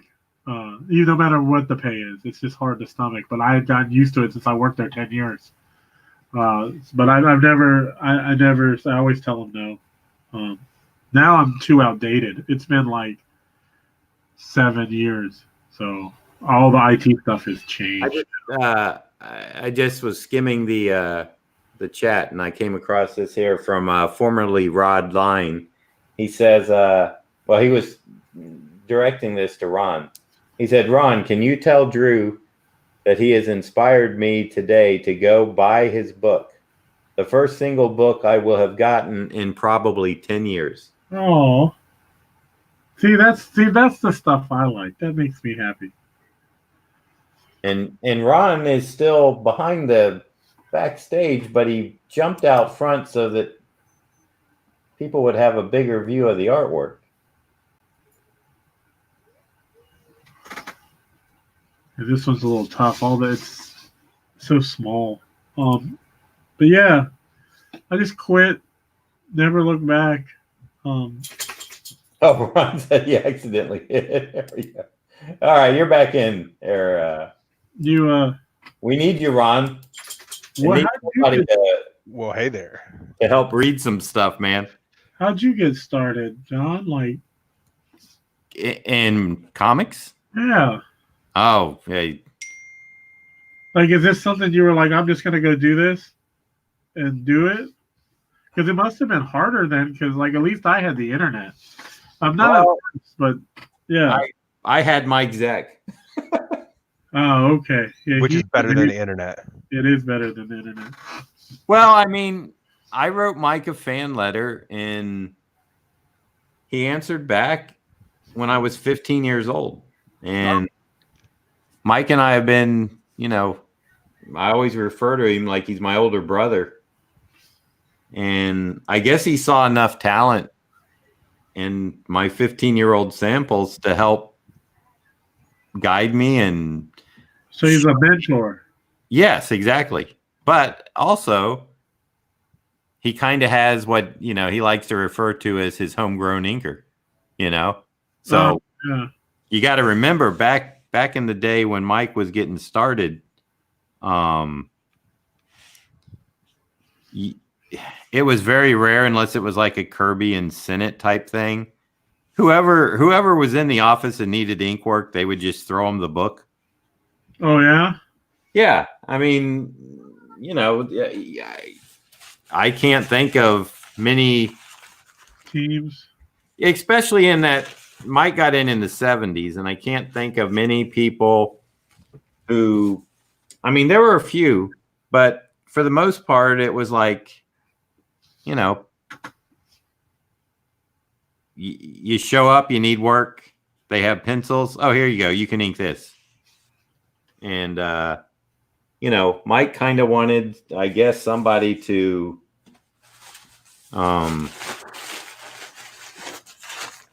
boss around. No.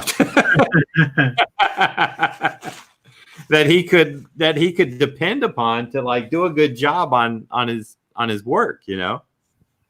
And also somebody consistent instead of just well, plus he personally knows you, so he knows what he can buttons he can push, and like to get you motivated without offending you, you know. That's the thing. Like, you know, as in like he could be like honest with you, not worrying about you getting like upset. Oh well, no. I mean, you know, like I said, he kind of took me under his wing at 15 and started, you know, teaching me about, you know, he's, you know, taught me about Wally Wood and what made Woody great, and you know why he liked Wally Wood, and same with Williamson and all those guys. You know, it's like he opened my eyes for Zeta. I kind of knew him, but I mean, I kind of knew those artists, not them personally. But well, you didn't explore you didn't do a deep dive, right? And you know, so yeah, Mike could definitely open my eyes to people that I didn't know about. Because, you know, you got to remember, again, it's like back then there was not this internet thing where you could find all these wonderfully talented artists, and now you can find them all over the world. Yeah. You know, with just a click of a mouse. And you have Amazon too. It's right. So it's like, and truthfully, I think that has a lot to do with, you know, and I've spoke about this before about the self-deprecation of, you know, like beating myself up that I'm not good enough, you know, because I look at all these people all over and I'm like, wow, you know, and then I find out somebody's like 25 or 30 years old and I'm like, wow. Yeah. Yeah. And it's like, that's part of what I'm trying to get over is like that imposter syndrome, you know, that look, apparently I had something good enough, you know. Marvel and DC aren't just going to like cut checks to people for, you know, doing bad work. I mean, they might cut you one, but they're not going to come back and offer you other books and other projects. They're not going to re-up on you. Right. I mean, they may make a mistake once, but that's it, you know. But yeah, so I think a lot of it has to do with, and that's why I preach to younger people about, look, just, you know, inking's fine. It's a lot of fun because you get to work with different people and different styles, but don't just be a quote inker, you know. Yeah, it also anything I always tell people or artists that if you want to do art, don't just draw, like paint, sculpt, take pictures, like everything helps, you know. They help each other. Like, you know, sculpting gives you a better understanding of 3D form and shape, you know, and how light hits. That's more like photography, like composition and values. Like you can do that in an instant with photography, you know. You get instant like results. So yes, don't just be one thing. You may only do one thing professionally, but if you do other things, you'll do that one thing better. So you and Mike Zek, I will say I'm a fan of you both. I have been a fan of both of you for a long time. You know, I met Mike a long time ago because I did this. You may appreciate this. I met him a long time ago at a show because I had done this print. My friend, he has Annual 8 on his license plate. He loves that was his first comic that he ever bought as a child. And as a Christmas present, I did him the World War II versions of Wolverine and Captain America, like the exact same cover, reenacting that cover. Right. My friend Gary colored it. Gary Henderson, who was working for Marvel at the time, he colored it for me for free. Um, and I made a print out of it just because it came out so cool looking. And I gave the print to my friend and the original art, and it's still in his office. Well, I took that print maybe a year after I did it to Mike was at a show that I was at, and I was like, I'm gonna go show him this and see what he thinks, you know. And it's pretty much an homage to him and that cover. And I had that interesting story behind it about my friend and all this stuff. And I go up there, and I'm a little nervous. I'm a lot nervous. And I go, hey, I'm a huge fan. I did this for my friend for his birthday. And I didn't go to the whole story. I just said that. I was like, what do you think? That's all I could think of saying. And he holds it. He looks at it. He goes, that's something. And that was it. Like, that was it. That was it. I didn't get anything else. Like, I was like, oh my God. So and like, you're holding on like, and? He goes, well, that's something. And then he just puts it down. And like, that's it. Like, I was like, oh, I just picked it up and walked away. I was like, burr, burr, burr. And years later, met him again, and he was super nice. But I don't know. It was very, it crushed me, man. He crushed me. If I had a rain cloud like following me back to the table, and it was like just raining on me, yeah, he did that to me. He got me. That is good.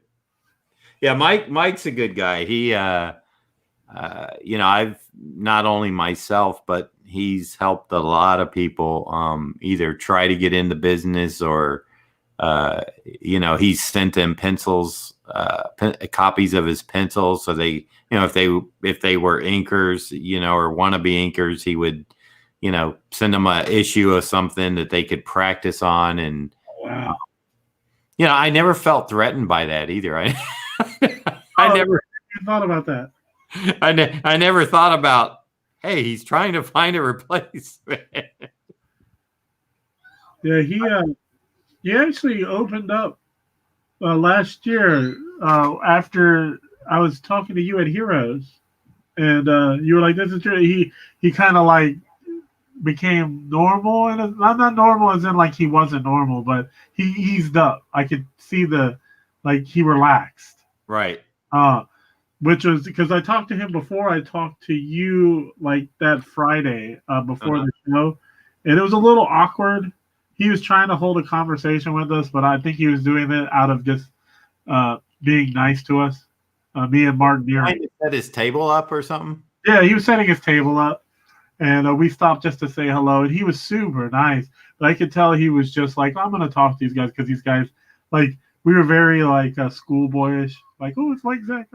And he was just trying to be nice. But then, like, when I went to talk to you and you had introduced us, he was way more relaxed. I could tell, like, just in his body language that he was more relaxed.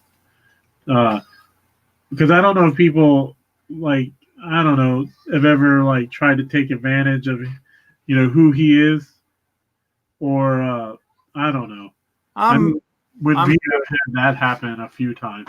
I'm sure, everybody gets that, but what are you going to do? There's nothing you can do. Right. Yeah, I will say he was super nice. Not everybody at his stature is as nice as that. No, you're right. Mike is really a pillar. And the interesting thing is, from that same Bronze Age, that 80s decade that produced so many good comics and fun stuff, and also really good art teams. Mike and I, because I guess our relationship of 40 plus years, of being just, not only just like people that work together in the same business in the same industry, but actually friends, and not phony friends, but real friends. It's like, I totally understand that term because I have some of those. Yeah, it's like I think when we're at a convention together, people see that there's a real relationship between Mike and I as far as a friendship as well as a professional relationship, and that Mike and I goof around with each other. We joke with the fans. We have a good time. And then there's other people that in that same decade that work together on good runs of stuff and produce good work. They don't even want to be at the same show. They don't want to, and if they are, they don't want to sit near that person. They'll tell the promoter, if he's going to be here, sit me on the other side of the room. Really? And it's kind of sad because it happens, and it's like I'm probably because I'm Mike's junior, and like I said, I look up to him like an older brother. We've never really had an argument that I can think of, and I just I look up to Mike quite a bit, and I respect him, and I think there's a mutual respect that he has for me. We kind of know each other's boundaries, Yeah. and, but we still, him and I still have good laughs at stuff that each other do, so I mean, we still have that. It's not like we're so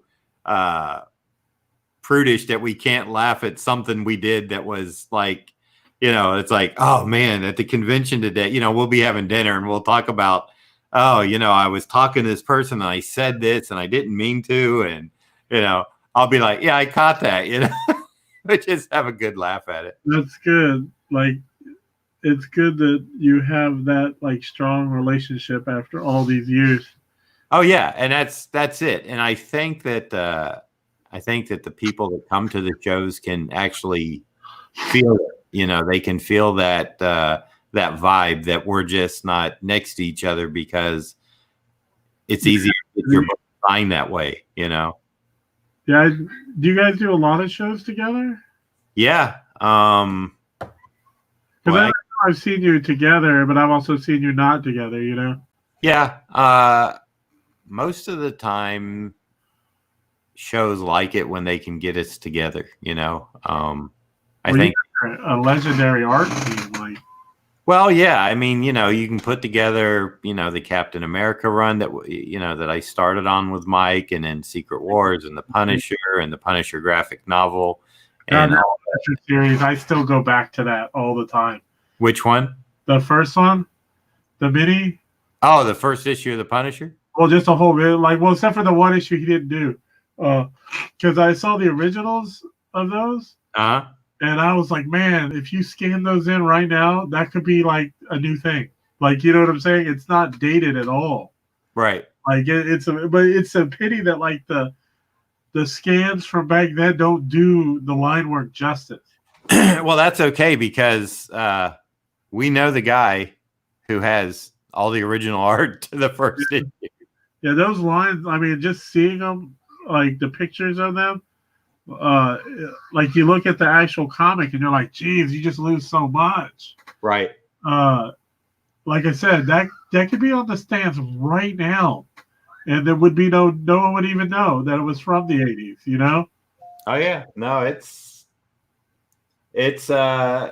I was looking at a lot of, believe it or not, I mean, if you go back and look at it, you might tell. I had a weird combination of kind of who I was studying at that time. Frazetta was one of them, and Brian Boland was another. So we had this guy that inked very loose and stuff, and then we had Brian Boland who inked his work very tight and precise. He has all those nice hatching lines. And somehow I got a nice mix of both. Like those pages on the Punisher, each one, Mike and I were spending 12, 14, 15 hours a day per page, him penciling, me inking.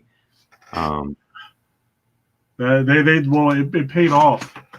I'll tell you that. Yeah, it's still Punisher 1 is probably, if I had to pick a job that was like, what was your favorite issue you ever did? It was probably that. Favorite cover, Cap Annual 8 that I inked, or maybe Cap 321, that's Cap with the Uzi. Although I was going to say, Mike and I did a lot of covers that I feel were, especially on Captain America, that were really good. There was always something I wanted from you guys. Maybe one day I'll get it. There's this Red Skull. When he draws the Red Skull and you ink it. Oh yeah.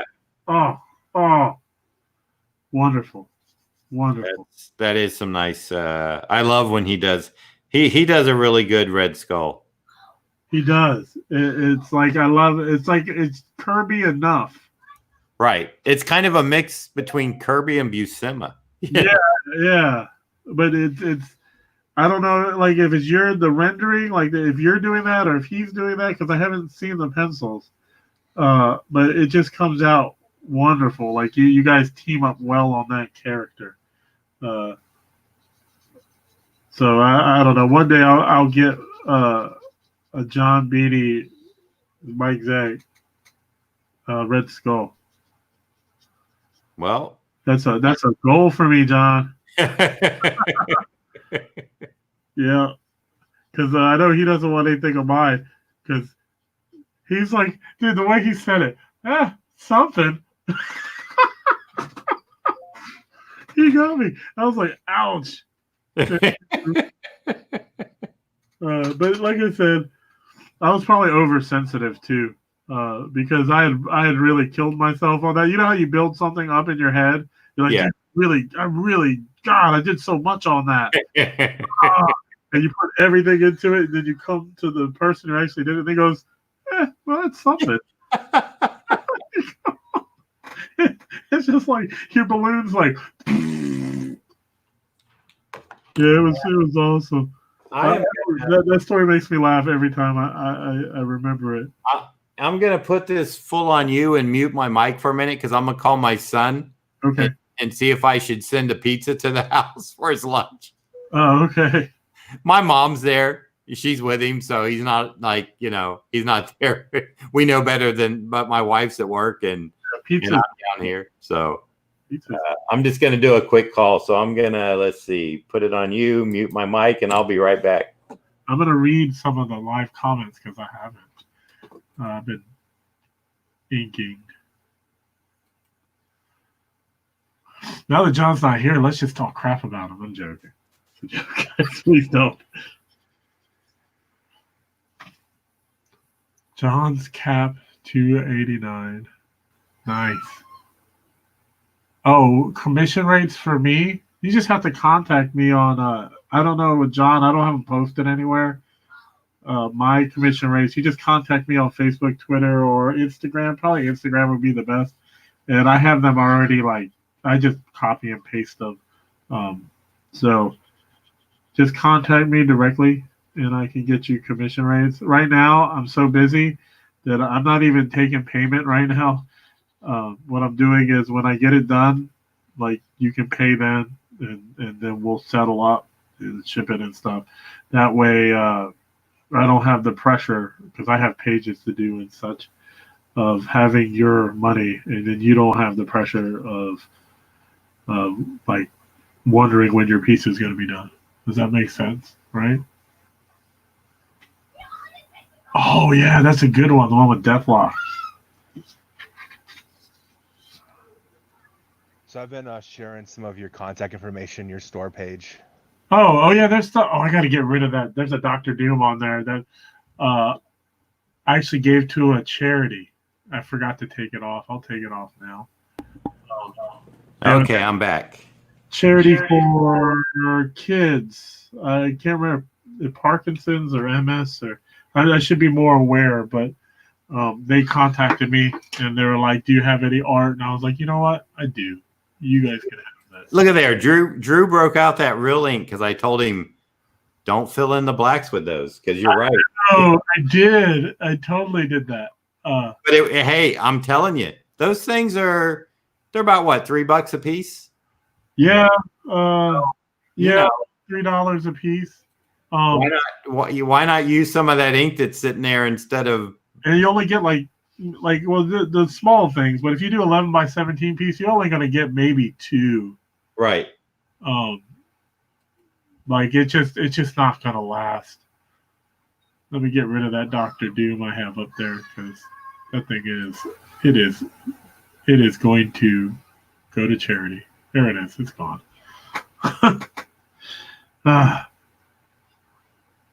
I think this one's done enough. I'm gonna do the fire with color. Man, that was amazing. I got all of that done. You still got like almost an hour to do more, Drew. Well, what I'm gonna do is I'm gonna get some page work done while we're on here. Nothing crazy. Hey, while I got you on full view, just can you, for anybody that came in late or something or wants to see the finish, can you run through those 3 that you? Yeah. I just want to wet this real quick. Get the ink off of there. That stuff will dry solid, man. Because I think I heard somebody asking about commission work. Yeah, here's I can show you some color stuff too if you want to see. This is Airwalker, right? Yeah. Be careful. That's still wet now. You got to remember. Yeah, don't put that one on the bottom. Kang, Conqueror. I should clean that lens. It's a little blurry. Night Thrasher. Yeah. And then I got this. I have to color. I'll probably do it today. Oh yeah, nice. And it's hard to get it all in camera, but I'll color that today. And I did a cover Saturday or Friday at like 4 a.m. Oh my God. Well, I was sick, so I slept. I know, but I can't imagine doing a cover at 4 a.m. I had to mail that. Being sick. That's nice. That is, I have to color this one. Serpentor. There's a Red Skull. Speaking of Red Skull, I had to color that. Mr. Sinister, color that one. Yeah, my Red Skull isn't as animated and as cool as y'all's. And that is the Black Flame. I like that. That's really nice there. Yeah, and I have a bunch over there for people who got multiple ones. The cool thing is now that I'm taking the payment afterwards, like when people get like 2 or 3, like it's like a goal for me because I get like 2 of them done. I'm like, oh, if I get this one done, I'll get paid, and this person will get his thing. So I'll kind of rush to get that one done. Not rush the drawing, but you know, it's like, oh, you know, or if somebody gets just a black and white drawing, it's like, oh, I'll do that at lunch, just because it's only black and white. Like, I don't know. To me, it's the colors. God, man. Well, Drew, I have to admit, you put a lot of work into your color pieces. I do. I mean, you do like on that Hellboy. Do you do most of them with like that one? Three different shades. Well, I always do a highlight, a mid, and a shadow. Shadow, yeah. So yeah. But then I've noticed on some of your other ones too, you also do a little other blending. Well, yeah. Sometimes I do like a rim lighting, like this one has one. See the pink, right around the edge. That's from his hand, and then the acrylics and stuff. I like how you went back in on that one in the blue part of his costume and made some darker and. Oh yeah. So because they reflect differently because they're not all going the same direction. Yeah, that's really nice. Yeah, it came out okay. I was worried because I couldn't really see it as well until I took the picture. I went, oh, okay, that was all right. But that same thing, high, a medium, and a shadow. Right. Then the black is the deep shadow. But I mean, like I always do at least 3. Now, was that on? It's hard to tell the color. Was that on the felt gray, or is that on a more of a brownish? Felt gray makes that white pop out. You know, That was on what now? the felt gray. I'm gonna have to try some of those. Yeah, it's dark enough, but not too dark. Right.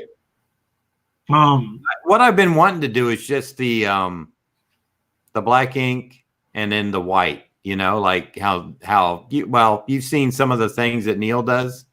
no, You like print it on color paper and then you do your ink drawing. And, the ink wash and well, no, he did not even the ink wash, just like a black and white inking, and then you take like white acrylic paint and do your highlights and you know, like maybe if say it's Batman, you know, and so it's like a simplified version of what Lee Weeks does. yeah. Because But Lee does the gray toning and then the highlight with the pencil. The pretty color. much, yeah. But it's just so effective to have that neutral gray color and then the black and then the white. It really just pops.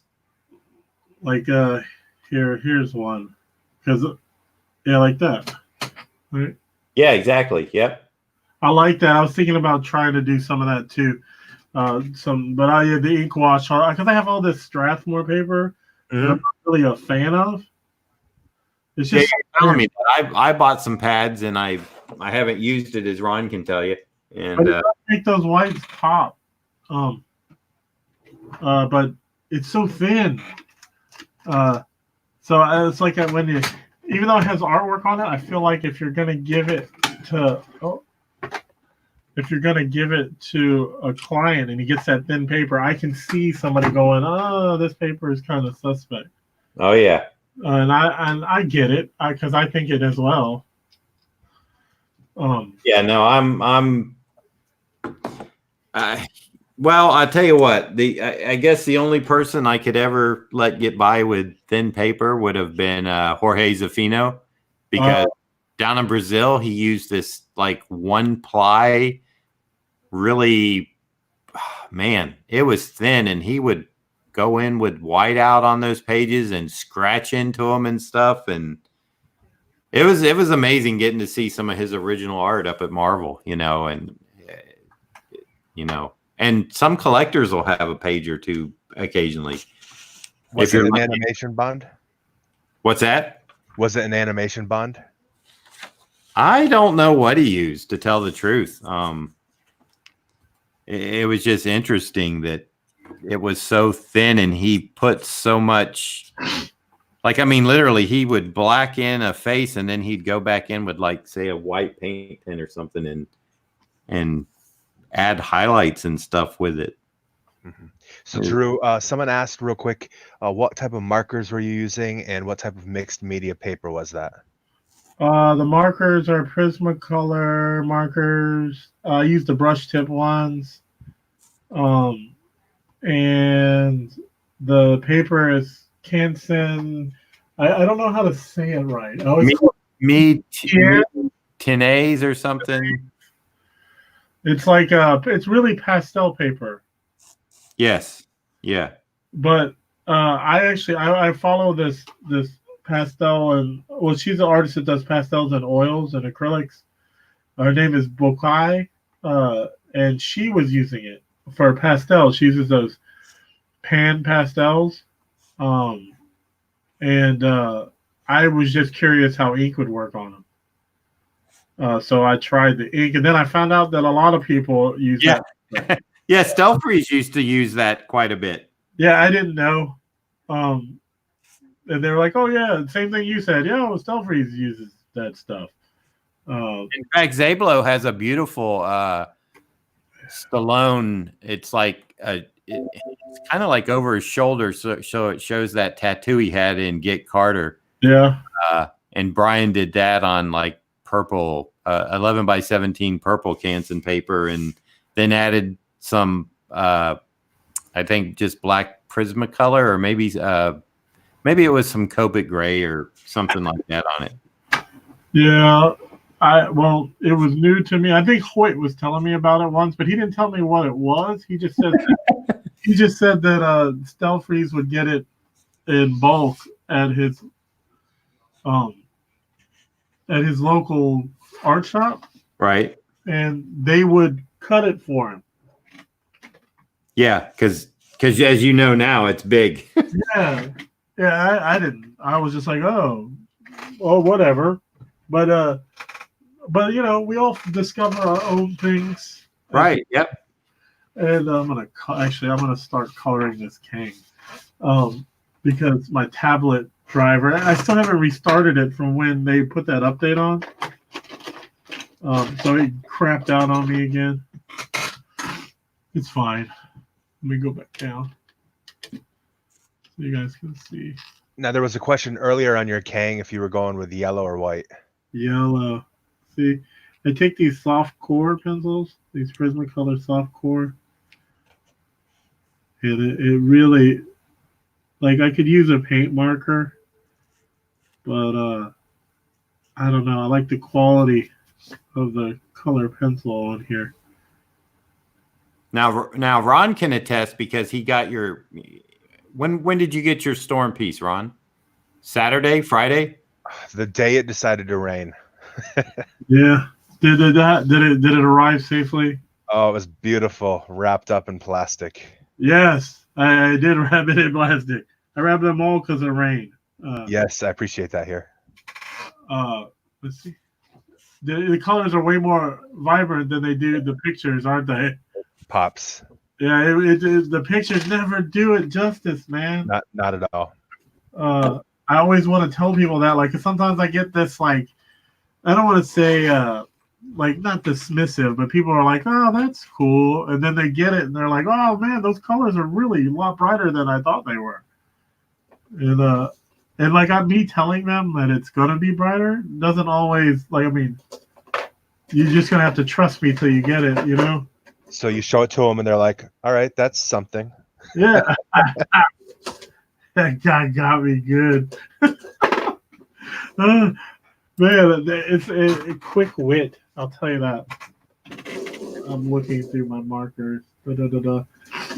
It's weird. Once you learn the names of all these different colors, Yeah. you're like, oh, I need this mulberry for the. So another question to you, Drew, was have you used Strathmore Gray mixed media paper? It's thicker than the tone sketch stuff. I have not used I have the tone sketch stuff. I didn't know they did a mixed media one. I might try that. But God, that sketch stuff is horrible. I mean, it's not horrible. It's just, I mean, if you want to work on thin stuff, that's up to you. But I just know I'd get complaints. I don't know why people complain to me. Like, I guess I'm so easygoing that I'm like, okay, man. I'll redraw stuff. I've done that at shows. Giving somebody something and you can tell they don't like it. I'm like, do you not want it? I was like, how about this? Because I'll just redraw it for you. And then I do. Drew? Yeah. I think I might be the king of redrawing commissions. Oh, are you? Ron can tell you my pain. I Ron have a portfolio full of rejects from me that didn't make the cut. very deep. It still hurts a little bit having to redraw it, though. Oh, I know it. I believe me. When I had a Captain America like this size, 6x8, I think the guy paid $30 for it back in the day or something, a year and a half or so ago. I redid it 5 times. The 5th time, I finally could live with it. Yeah, well, that I've done that, but I'm talking more about the person complaining about it. Going, I don't really like that. I'll reject my own stuff too. I just, Yeah, I'm self-deprecating at times as well. I think that's just all artists, right? Yeah.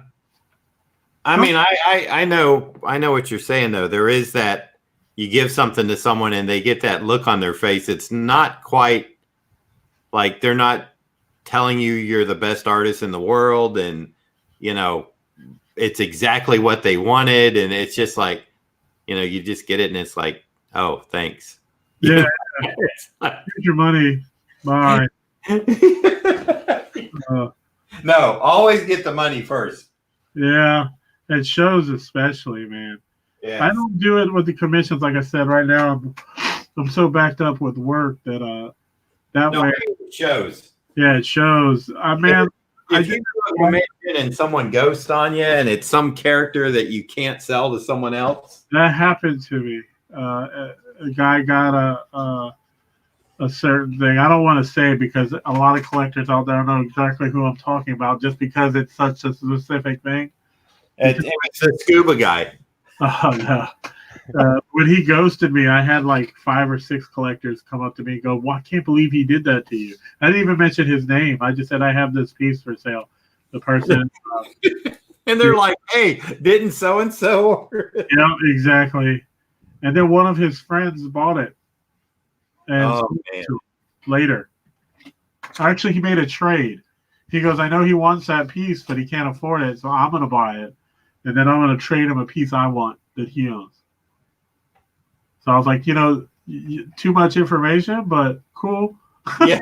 But you know what? I'm not going to argue with you. Yeah, I got to see how this mask, I think I know how it goes. I just want confirmation because last thing I want to do is screw this up. I'm so hard on myself. Let's see how many. So there's AG really likes what you have going on, John. Okay. Let me. I'm gonna try the Mateo thing. I'm gonna do a little watered down white to soften a little bit of the lightning, just a touch, and then I'll end it with a little bit of splatter. I think a little bit of white splatter. Now let's see what Drew's coloring on here. Look at that. Kang's almost done. I blinked and it's like boom. The biggest one of the, other than what paper are you using, that's the one question I get so much is how do you get rid of like these marker lines? The overlapping lines. And the streaks when you're just normally coloring something. Yes. People ask me how because one guy was like, you did that digitally because I don't see any marker lines. And it's weird when people do stuff like that. Well, now the paper comes into play a little bit on that, right? The paper, and also the fact that this is just a base layer. So I don't go and try and saturate it too much because why? I'm going to go over it a few times. But that's what gets rid of it. You mean you're going to color that same mulberry color again? No. This is like I know that this is mid value. So okay. It may not even be the mid value when I decide. This may even be the highlight. And so when I add the shadows and stuff, I'm going to end up going over it a few times. And usually what I do at the end, I'll take the lightest. With this, I have a light mulberry, but I don't always have a lighter version of a color. Right. Yeah. I'll go over the whole thing after I color it with one color. Uh-huh. And that just evens everything out. It's like, I don't know. Sometimes I see people coloring, and at the beginning, they're coloring so hard. Like they're just trying to fill in and get rid of all this. I'm like, man. Well, that's what I was going to ask you, too. You use, I know that paper has like a more rough side and a smoother side. I don't know. They're both pretty rough, man. One has a texture, though. One does have a texture, one side doesn't. Yeah, so you use the one that doesn't have the texture on it, right? I use the texture side because people seem to like that more. Oh, yeah, that's interesting. Now, because it looks like a painting almost, and they're like, "Oh, I like the texture." And right, it does kind of have a canvas like weave look to it. It does, and that's the only reason I do it. If I had my choice, I would do it on the other side because it wouldn't be such a struggle. Right, and that's it wouldn't, like, I was going to ask you that the more coarse side, we'll call it, the textured side, How's that on the marker tips? Um, Does it come up? it's fine, but I've noticed certain colors, it'll take the tip right off, man. Right. Yeah. Because it's like sandpaper. Um, but that's where my I'm gonna have to. I hate to say this, like raise my prices, because like the supply, like just affording all these supplies, like the markers alone, like the cost is going up on me, because everybody wants color, like everybody wants color. So that here the marker I was looking for was already on the table. Hey, Ron. It's cost me a lot of money, so. Oh, Ron may have stepped away, but Drew, there's a question for us, and I'll let you field this one. If you look at the screen. Oh, let me. It says, "Do you prefer a client to say do whatever you want or to give you direction?" He likes direction, a lot of direction. I like. They all do. He likes to know what wind speed a character is. I like a little bit of direction, like it's in. If you really, my kind of direction is more like I want it straight on because I don't like profile shots, or I want an action shot. Like I want him, like I don't want him just sitting there or I don't want him just grimacing. I want him to be like screaming. Those kind of directions I like. I don't like if you go to the point where you're like telling me the position, how they're supposed to look, how one arm is above another, and how the ground is crackling, and like dust needs to be more dust on his side, less on his. Like then you don't want me to draw it. You want to draw it, but you can't. So, and I hate to sound harsh like that, but no, it's true. It's like why'd you hire? You can hire anybody to do that. Like why hire me? Just save yourself the money and go to somebody else. And I like it more if you're just. I mean, sometimes do whatever you want sucks too, because then you do something and then they're just totally they totally hate it. I'd rather you be like moderate in your. Either say do whatever you want or give me a little bit of direction. Like I like Superman, but I don't want like Dan Jurgens Superman. I want a cleaner Superman, or I don't want him too bulky. Can you make him and that's fine. That's totally fine. But if you're telling me like I want the Daily Planet in the back, and then Jimmy Olsen's got to be on the stoop, but make sure he's got the green suit because I don't want to see him in a blue suit. Like that's craziness. Like stop. Yeah, I just prefer if somebody, if they, let's just say they say do Spider-Man, and that's kind of vague because for me it could be the black Spider-Man suit or something. I want them to, or it could be the one that I'm familiar with, the Ditko Ramita, I don't know those other ones. So if they don't give me any direction, I usually, like we discussed earlier, I go with Kirby or whatever was around in the 60s, 70s era. Yeah. I don't really do the modern. I mean, I can, but people have to let me know that that's what they want. Yeah. I try and just do my own but then, like I said, this isn't Kirby inspired, but I always have my own version of everything. But they're always a mix of the ones that I grew up with. Right. Yeah. Sometimes they're not, and those are generally the ones that people don't like. The ones that just kind of go and do my thing. They're like, oh, that's interesting, is what that is. Oh. Hey, I think we're having a good show, Drew. I think this is going to work. I don't know. No?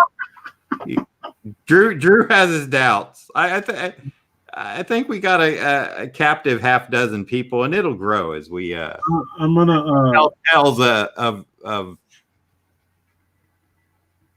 gonna end up incriminating myself in some way. I'm sure. Oh no, we'll back it out. We'll take the video down. Oh, my exec's gonna hear this and be like, I didn't mean to hurt his feelings. Mike Zeg doesn't listen to any of this stuff. Yeah, I know. Even if he did, he'd be like, "Yeah, it was something." I asked Mike one time. I said, "So when am I going to get you on my YouTube channel, Mike?" He goes, "You might get a drawing of mine that you can ink on." I always worry, well, I don't worry about it, but sometimes I tend to be too honest sometimes, and sometimes I feel like that honesty can come off like crass. Yeah, I feel that too. I mean, but I love everyone.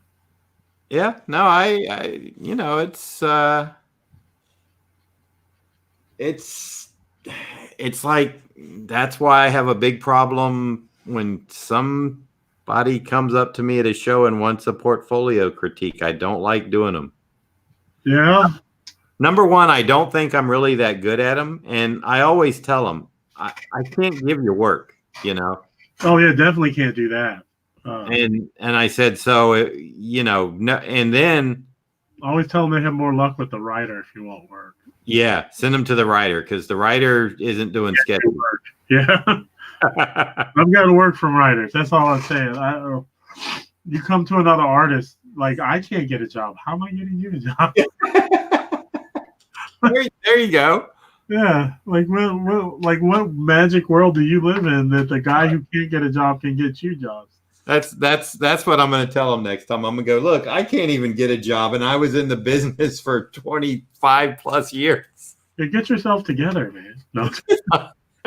It's like, I'll be like, when you figure it out, could you tell me? Yeah, I mean, I have had friends like where a job either I didn't have the time or I felt like they wanted me to do it, but my skill set wasn't. Like there's this one job where this guy wanted a more storybook style drawings, and I'm not that guy. But he wanted to hire me, and I was like, look, one, I didn't have the time, but I have a friend who does like great storybook art, so I sent them to him. That's different. Plus, that guy is very reliable, so the person I sent him to I knew wouldn't like flake on him or anything. Right. But there are those times, like if I know you and I know you're gonna get stuff done and like not besmirch my name. And plus, like I said, he fit the job better than I ever would have. Like I just didn't understand, like, why are you so adamant about hiring me? You think I'm gonna sell books for you? Maybe I can. I don't know, but it wouldn't look good. This guy will do it. He did it. He killed the job. He did a great job. So, yeah, I guess in a sense, sometimes you can get people work, but it's really not that often. I think that's another question you could bring up with a lot of the younger artists, the guys who are just starting, the guys and gals who are just starting. Thinking that if they get a portfolio review from some artist that they're gonna get a job, right? Like that didn't even work when your time. Like, no. Like, you get like I'm sure it's happened, but I don't know anyone that their first portfolio review walked away with work. I mean, I know I can't remember some names, but I know it happened to a few people. But that may have been. Yeah, I know a few people as well, but. It's few and far between. Like right. Usually it's like, you know what? You're not there yet, but I see potential. See me, I'll be here next year. Come back and see me, Can you that those few people were really good? Or, when you'd be really close is, when they would tell you, send me some samples in 3 to 4 months when you've reworked stuff, or, Yes. When they show that interest. I have a good question here from formerly Rod Line, Drew. And this he says, for a commission, what about character? If someone says, pick the character you like to draw best, and that's with a question. That's always fun, to be honest. Yeah. Because I may be feeling King Conan today and Hellboy tomorrow, Like, but at that time, you're asking me to draw like what I would like to draw right now, and yes, that's awesome. To be honest, that's pretty cool if you do that. I like it at least. Yeah, I like it a lot because and Ron had to say goodbye, so now we got the big split screen view. So yeah, I love it when people tell me, you decide, because just like you said, that day I come in to do their commission, maybe I had read a comic book or saw something, online or something. I'm like, yeah, I like that character. I'd forgot about him. And it's or like, you see a technique someone does. You're like, I want to try that out on this, but no one's going to commission that. Then some guy comes in and just do whatever you want. You're like, yeah, there you go. It and it does seem to work out sometimes that way, right? It does, and it's wonderful. So if you're thinking about doing that with either one of us, that's a yes. Yeah, definitely. Yeah, that would be fun. I'm trying to decide whether or not I'm gonna continue to take commissions. It's rough, isn't it? Yeah, but the real reason is kind of what Rod mentioned there is I'm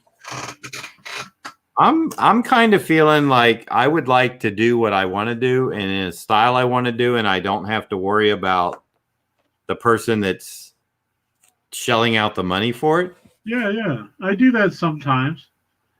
I'd like to do it all the time, but I can't make a living just doing personal work, I guess. That's what I would call it. You have to compromise and do stuff will sell. Right. That's what I do. Sometimes I'll do something I really like and just put it in my store. And most of the time, since my passion is in it, it sells pretty quick. It shows. Mm-hmm. But then sometimes it doesn't. And then I have to throw down a Harley Quinn or a Deadpool or something. And, right. And that sells almost immediately. And it blows my mind. Yeah. Which isn't, I'm not besmirching the characters. It's just such a popular character. When I was growing up, it was like if something was super popular, people tend to shun it. Well, and for me, it's like, I can draw Black Suit Spider-Man, and it's gonna sell all the time. Well, you co-created it. Well, no, I didn't really co-create it, but I was like the first guy to ink it, on the cover. So I have that connection with it. So you're the first person to ink it. You can't get Mike Zeck to do one. I'm kind of like next in line as far as if somebody wants like to really have one. He won't do one. No, he does them at conventions. He really doesn't sketch anymore at home or anything. Oh man. No, he's paid his dues to comics. He's given his life to comics. He can do whatever he wants at home.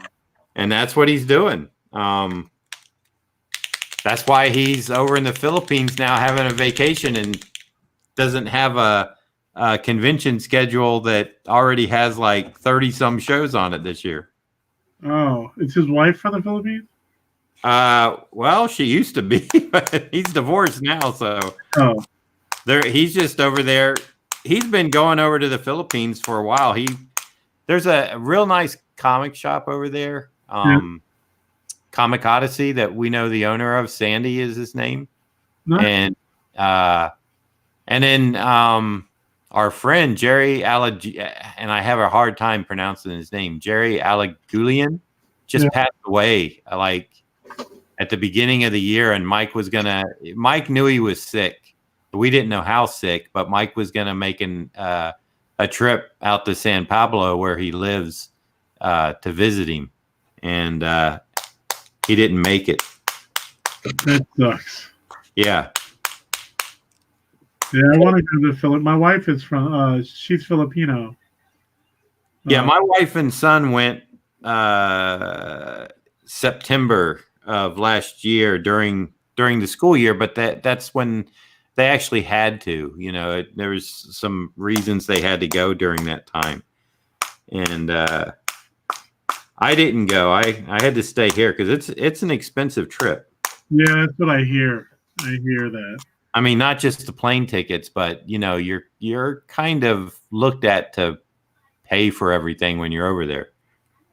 I know that my mom, she goes to Korea like twice a year, and she's been wanting us to go, but man, the same reason, it's expensive. Yep. Going to Korea is like a few $1,000s just to go. Right. Exactly. And that doesn't even count like staying there. And yeah, and you have to have your bills paid before you leave while you're gone, and you got to have some way to pay them when you get back because you're not working when you're over there. Yeah, that's another. Yeah, and like my mom, of course, is from there, so we have family there. But still, we would never. It's not our way to inconvenience anyone. So we would totally stay at a hotel. It's just like people have their lives, and you want them to be as comfortable, especially if you're visiting. Like I don't want to disrupt anybody's life for when I'm there. Like right. Just all right, Lloyd. Lloyd says he's out. Hi, Lloyd. He's tapping out. So you think this is gonna work out? Yeah, I think so. We're gonna have fun because we're creating new art every Monday, and hey, if we can work it so that we get a little nighttime stream. Oh, formerly Raw Online says, what if they just want opinion on their art, not necessarily to get work? Just your thoughts on how to improve as an overall artist. Totally, that's the best. Yeah, to be honest. But I mean, I always just before I open a portfolio, I just let them know that look, I can't get you work, and the hardest question to answer in this day and age is, how do you get work in the business? Because it's a whole different monster now. Yeah, I lucked out. So, well, what? I mean, you've been in for a while though, right? Yeah, I mean, I've been doing my first comic like that was in previews. Was in 2004, I think. After that, kind of spotty here and there, but I've been working consistently for 8 years. Like I always I mean, there's times where you have a few months with no job, but I'm saying like I've been working consistently for 8 years. Right. Like where I can just ask people, hey, do you guys have work? And generally I find it. To be honest, I'm really lucky. Because I think that's part of getting work. It's being lucky when you ask. Somehow somebody sees your stuff through somebody else, or something came across the desk, or somehow your name was mentioned a bunch because you post a lot online. Or maybe just like you said, a job came up that you didn't feel suited for, and someone tossed your name, said, hey, this guy would be great for it. Yeah, and a lot of times when that happens, it's something I don't think I'd be great at. As in, like they say, hey, this so-and-so said you'd be good at that. In my head, I'm like, why would they say that? But then it turns out okay. Right. And I just did an interview, like David Genome Presents. So if you want to look him up, we cut it up. He cut it up into 6 parts, and I basically talk about getting work when I was really active in comics. And there was a point in time where pencilers were headhunting me, and I was headhunting pencilers that I liked, that I wanted to ink. And I would, I'd get a hold of them and say, hey, I really, really enjoy your work and would love to ink you sometime. Can we make that happen? And, I was really lucky. Because I had a lot of pencilers that, would be like, yeah, I don't have anything right now, but let me see if I can't get a cover or something for you to ink. And, Yeah, that's awesome. Yeah. And And then, like I said, on the same time, I would have editors calling me saying like, hey, this penciler, whoever is starting this book and wants to know if you're available to ink it. You're pick number one. I'm going down the line. And most of the time on that, I was pretty much booked out. The longest run I had being part of a creative team was 8 years with Doug Minch writing and Kelly Jones penciling Batman projects. How was that? Like, that's such a great contrast from Zach. Like, oh, but I love really dark artwork. That's why I love Mignola so much, is the darkness and one of my favorites. Yeah, I mean, I can stare at I'm a guy that I love really high contrast artwork, Right. And Zek is one of those guys. His light and shadow, he really, I mean, he's got that Wally Wood split lighting down and stuff, so it was kind of a change, but I was still working in light and shadow, so it was just kind of getting used to Kelly's. Kelly does not, and he does not draw as well as Mike, but he can design and put together a scene and tell a story very well. Storyteller, right? His style, his own. Right, and that's the thing, is all this wacky stuff that Kelly draws, it fits in his own little world, It's like he can draw stuff that's, like what I loved about when we were on like the monthly Batman is he would have like an old rotary phone and it would be sitting right next to a computer, So it was like, and there were cell phones back then. So, I mean, he could have had a cell phone, but he wanted to just mix up, that so that there was no real definitive kind of like time period, He's like messing with the aesthetic too of like everything, because exactly question stuff. Yeah, and I mean, he always put Batman in that old like 1940s car, which I thought was cool. Yeah, I like that. I definitely like his choices. Oh, that's not dark enough. Oh, I mean, it's not light enough. I do love his choices. I'm sorry, I'm trying to find a nice highlight that's not white for Kang here. Right. I need to get a better camera because, man, you can't see. Excuse me, the colors at all. Excuse me. The colors at all. Well, you know what? It's when you're live streaming, it's never going to come out great. And I think even if it's. I remember when Ron, who was in the room here with us, who just left, when he came over to my studio here and he picked up some of the drawings that I had done for him, and he had watched me do them on camera. And when he held them in his hand and looked at them, he's like, my God, he goes, these are like, I thought they were incredible when I was watching you do them. But now that I'm holding it, it's like 10 times or 100 times, Yeah. And washed the whole.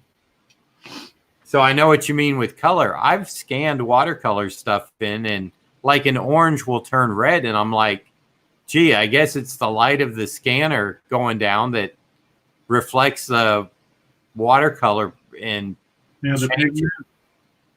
It's horrible, and I'm sure if you scan markers, you would get the same thing.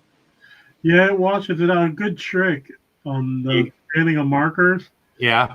Is if you cover it in plastic first and scan it in like a plastic bag, Mylar or like hardcover plastic, it evens everything out.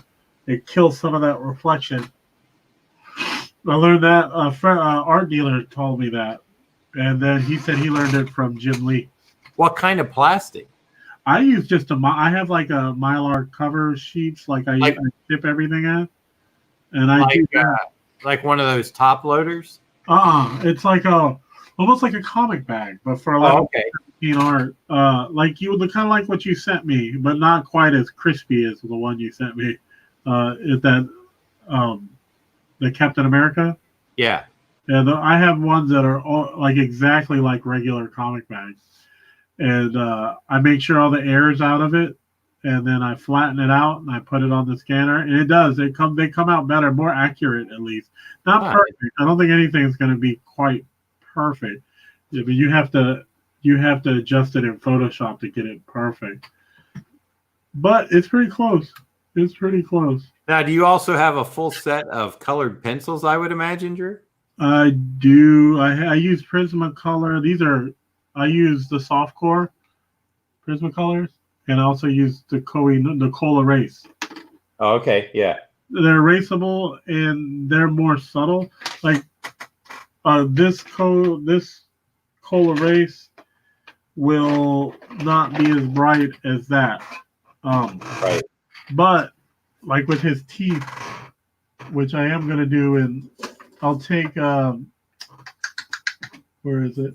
Like a light blue, and I'll do the shadow under his mouth here. Maybe a little shadow here because his teeth aren't straight, like as in mouths work like this, right? This, see, if I do this, if I go in with this, and it's not white enough, which I probably would never really do that, but if I wanted to know, and then I would take this one. Oh yeah, teeth. Sometimes, like if I want like a soft glow, I'll take like these charcoal pencils, and I'll go on, and then I'll take a brush, like just a watercolor brush, and I'll fan it. Right. And then it'll spread out and make it a little. Yeah, now on the backgrounds, I've seen you do sometimes like the it's almost like a Kirby dot thing going on, but you seem to have like a blurriness on them. It's because I layer it with the marker. You let it bleed in. I'm actually about to do it on this one. In 1 second, once I erase some of this. Okay, so what I'll do is this. This is pretty simple. I'll take the black, and I won't do any outline on the. You see it? Yeah, you can see it. Yeah. Okay, I won't do any outline on the box that I created. And then I'll vary the sizes of the circles. Right. Like Kirby, Wood, rest in peace. Boy, he really died too young, you know? I think he was like 70, maybe 73, 74. Yeah. Well, I tell you, the world would have been better with him around longer. Yeah. Same thing with Frazetta, like everybody, man, all those greats. You just want them around as long as, because even Frazetta was still creating, you know. Even after his stroke, well, he had what, 2 strokes, I think, and he learned to draw left-handed. Which I have like a few of his left-handed books, well, a couple, and they're awesome. Like the pencil drawings that he did left-handed, it's just amazing. I didn't know they were left-handed until after I bought the book. Wow. I was like, oh my God, these are left-handed? That's disgusting. That's like better than I would ever do right-handed. Right. I know. It's disheartening in a way. No, I'm joking. Thanks, Frank. Showing us all love. You know, after all these years, you can still do it. You relearn how to draw better than I've drawn for 30-some years. You take a couple years and just kill it. Because, I mean, you still don't take away his mind. No. He just has to gain the muscle memory, you know? Yep. Here, I'm almost done. Well, I do this, and see, this is very sharp and clear. Mm-hmm. And this is where the blurriness comes in. Because markers, which I tell people all the time, are a lot like watercolors.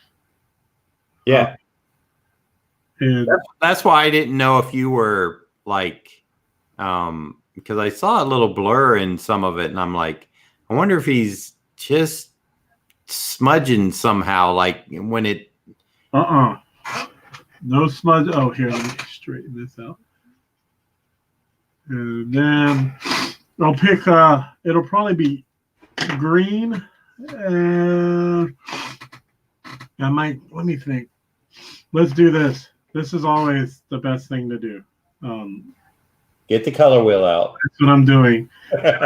Green and yellow. I have a color wheel on my phone. Oh, that's cool. Yeah, so is that a freebie or a pay for? Yeah, it's free. I think it's just you just put in color wheel, and all it has is an ads on the bottom. I thought, man, that looked like a nice one. Yeah, see, and then you can change it to like darker. Oh yeah, I'm getting that. And then all right, everybody, pro tip right there: color wheel on your phone. Yeah, I keep the color. I have a color wheel on me at all times. Like this is the perfect thing. Look, I have my blue for its face there, and that's if I want to do a tetriatic.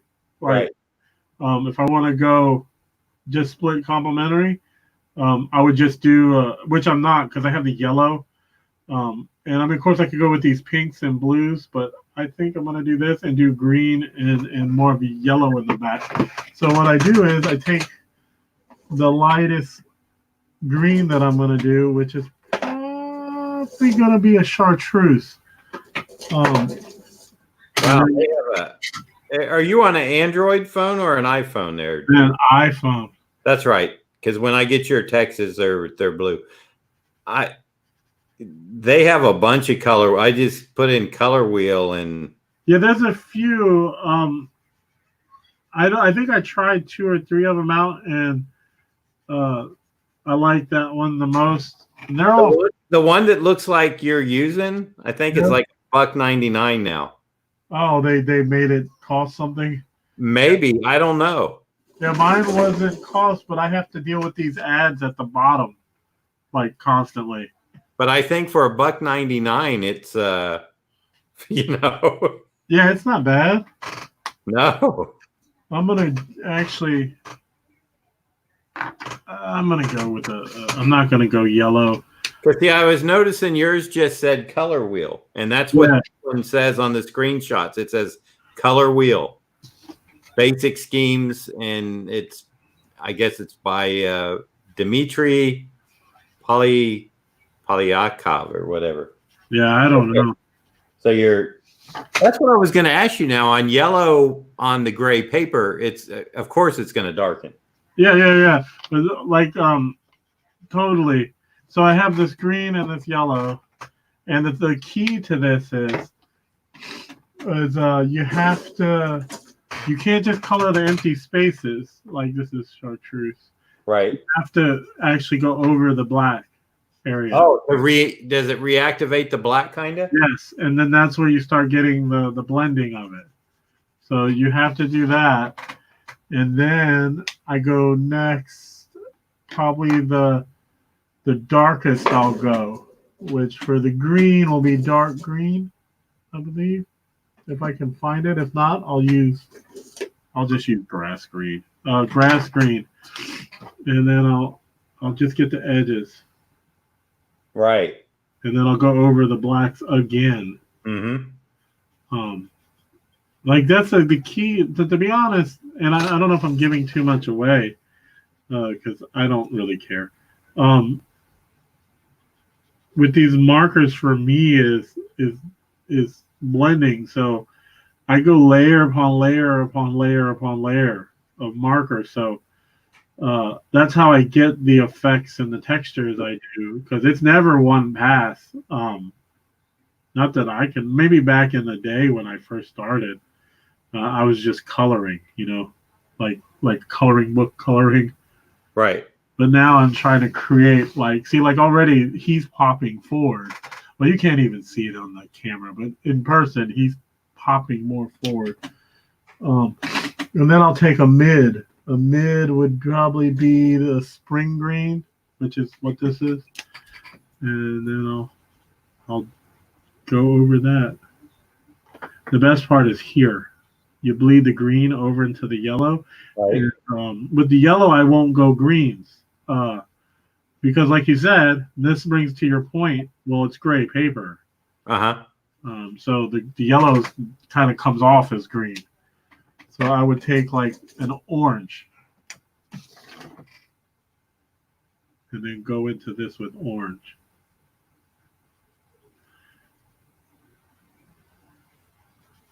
You have to go over the black. That's the key.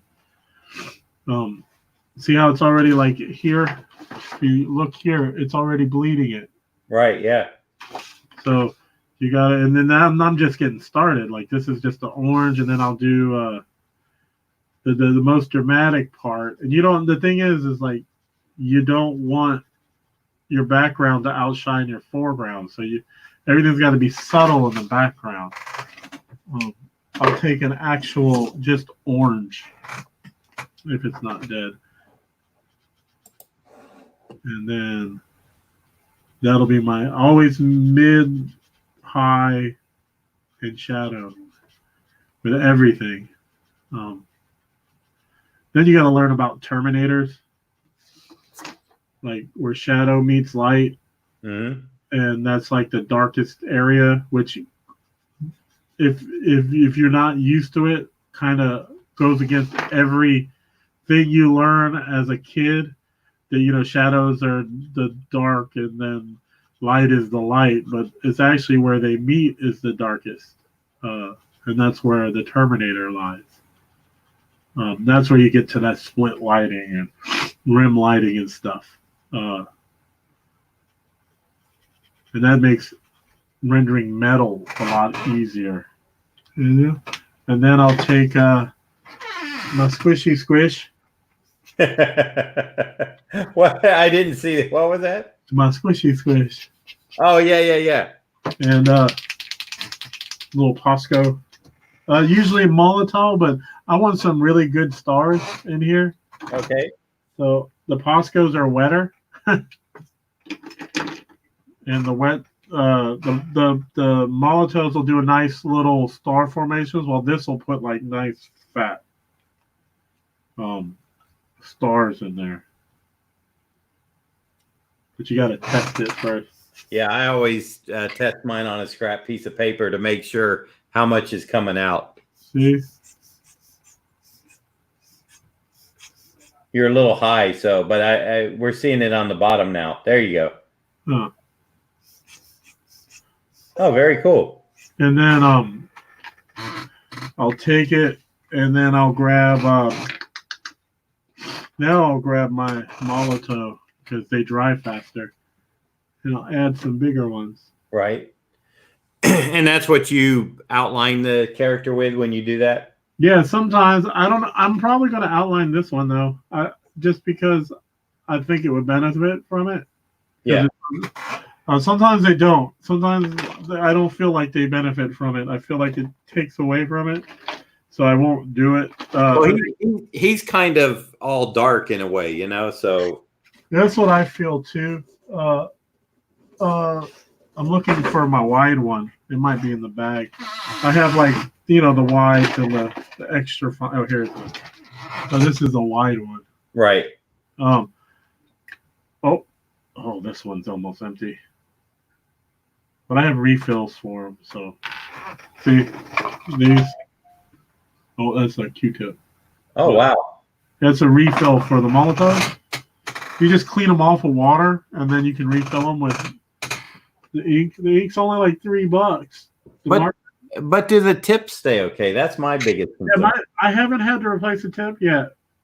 I've had these for a few years. Man, that is insane white there. Yeah, the Molotovs are wider than the Poscos. The Poscos tend to bleed out, like where it's kind of thin. But the Molotovs stay white. Like they're flat white too. It's not a glossy white. The Poscos can be glossy sometimes if you put too much on. But it dry. If you can't tell, I just put my arm on this side. Yeah, I did. Yeah. It's already dry. Yep. I still don't try and do it. Oh, my phone's in the way. When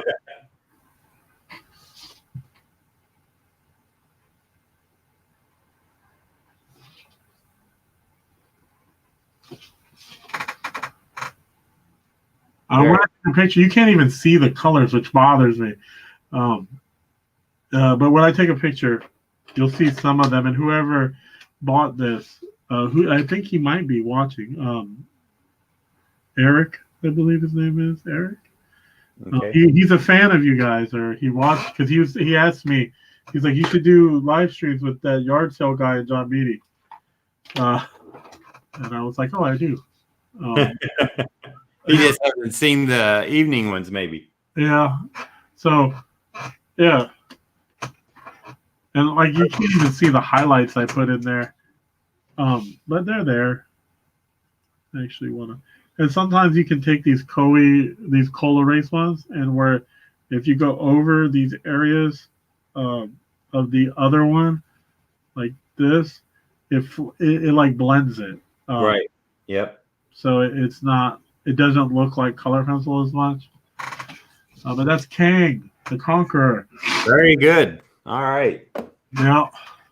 See, it didn't take long, right? Like No. 30 minutes, 45 minutes, 30 minutes.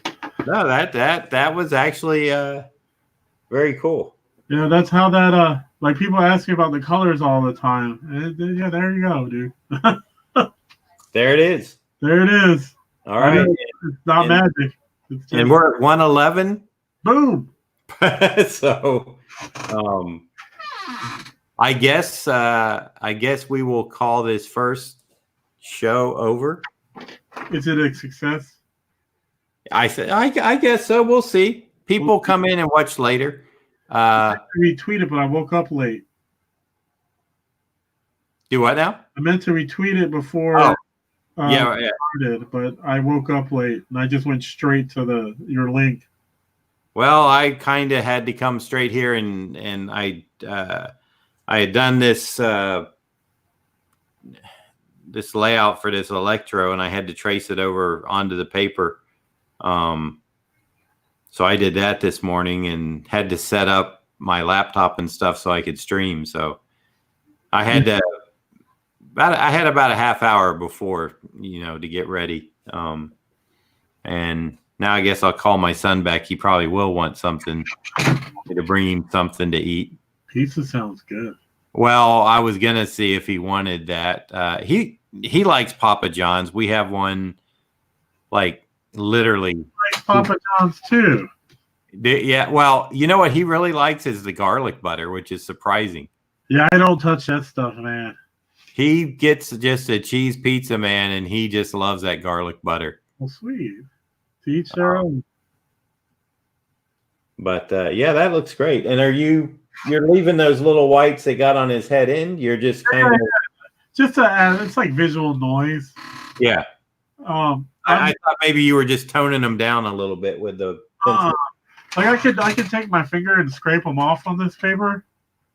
Like you could take like a exacto, shave them off, but right. I like it. It adds and sometimes like what I'll do is like where his armor is, I'll take like a dark blue, and I'll take my little squishy as the airbrush, and I'll add like texture to his armor to make it different than his face. Right. Which I might do that right now, actually. All right. But, yeah, I'm gonna have to sign off, but Drew, we will definitely, if we don't stream again sometime this week, we will definitely be back next Monday. Yes, because it's been a good time, and I hope the people that have stuck with us for these 3 hours plus have enjoyed and maybe learned. This is an electro that I did with ink and ink wash and some whiteout and that type of stuff. Drew's got a King and a few other things going on there. So I like that Electro. It looks great. This is the first time I've looked up. yeah. Well, see, that's the beautiful thing. When you're not trying to run the show, you can just talk and look down. You know? Yeah, so I kind of have to, like move the screenshots back and forth, and that's why I like to have someone in here to kind of monitor chat. But I don't like that they take up like a full square, because then it kind of takes the art down in size, and I like people to be able to see what's being worked on. But maybe we can do an evening stream and get Jared in here. That would be wonderful. I like Jared. Yeah, Jared's a good guy. He's like an hour behind us, so I don't know. I didn't check with him, but the Mondays might, especially when kids are back in school. Yeah. For me, it's no problem, but that would be 9 o'clock for him. Yeah, that's early. Yeah. You can always hop on later. That's true. I mean, as long as one of us is on, right? Like, as long as, I guess all the responsibility falls on you. Yeah. As long as you're starting it, we can jump on whenever we can. Like, oh yeah, definitely. Well, not me. I made a commitment to you, John. Well, I love you, Drew. I love you too, John. You've always been one of my buds that I enjoy seeing at the conventions and looking at their work and talking to. Yeah, I try. I try and I don't know. I feel like when I first got in industry, it was a little closed off in a sense. In my mind. Not maybe it wasn't, but in my mind it was. So I had a few bad interactions with some pros. Right. Made me feel like I was less than nothing. Well, hey, I think I hunted you out when I saw that drawing you did for Brian Jones. Oh, with the ivy. The ivy, yes. I think I came over looking for you to say, man, that was great, and to introduce myself. Yeah, I knew who you were. Well, no, I just wanted to say, wow, that was fantastic, because I think Brian showed it somewhere, or you showed it somewhere online before he got it. Yeah, I was on vacation. I was in Vermont. And Craig had said something about it, and I said, I saw that. And he goes, he's at Heroes Con. And I said, I'm not familiar with him. I said, but I'm going to meet this guy. Yeah, Craig got the Expendables Stallone from me. Yes. That year. I like that one. That one came out really, I like that one a lot. That was when I first started blending markers. Oh, yeah? Yeah, I did his tattoo all in marker. Oh, very cool. And I did a lot of blending, and that was the first time that I... You know what? That maybe was the same time he got that stealth freeze on the Canson paper. Yeah, mine was just on white paper because he got a black and white from me. Right. I just did the grays because Craig's an awesome dude. Well, I used to do colored paper ones, but people kept telling me I would do little smaller ones like 4x5s. Yeah. And I would stream those from my house. And, I would try, of course, to match the base. Like if it was Joker, I'd do purple. I'd pull out some purple paper. That's smart though. You have to.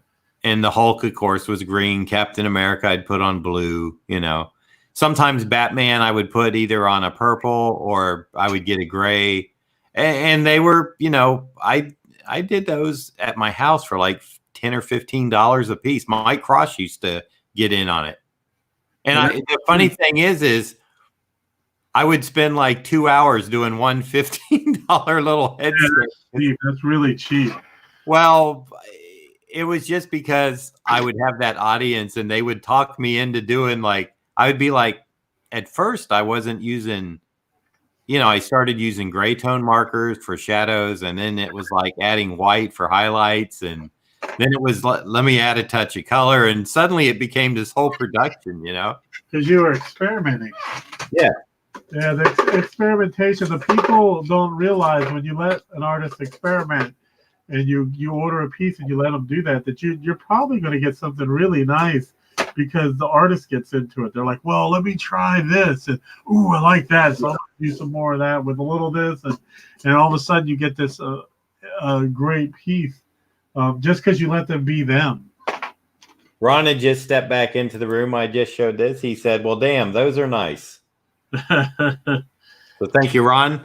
Thank you. And I'm going to cut out and see if my son needs some food or if my mom made him something, which I know Granny always loves to cook for the grandson, right? Yeah, that's true. Whatever the little guy wants, you know, if it's in her power, she'll get it for him. But for all I know, maybe he's waiting for that Happy Meal. You know, that's he loves him a Happy Meal. So do I. I mean, my son. Your son loves them. Yes.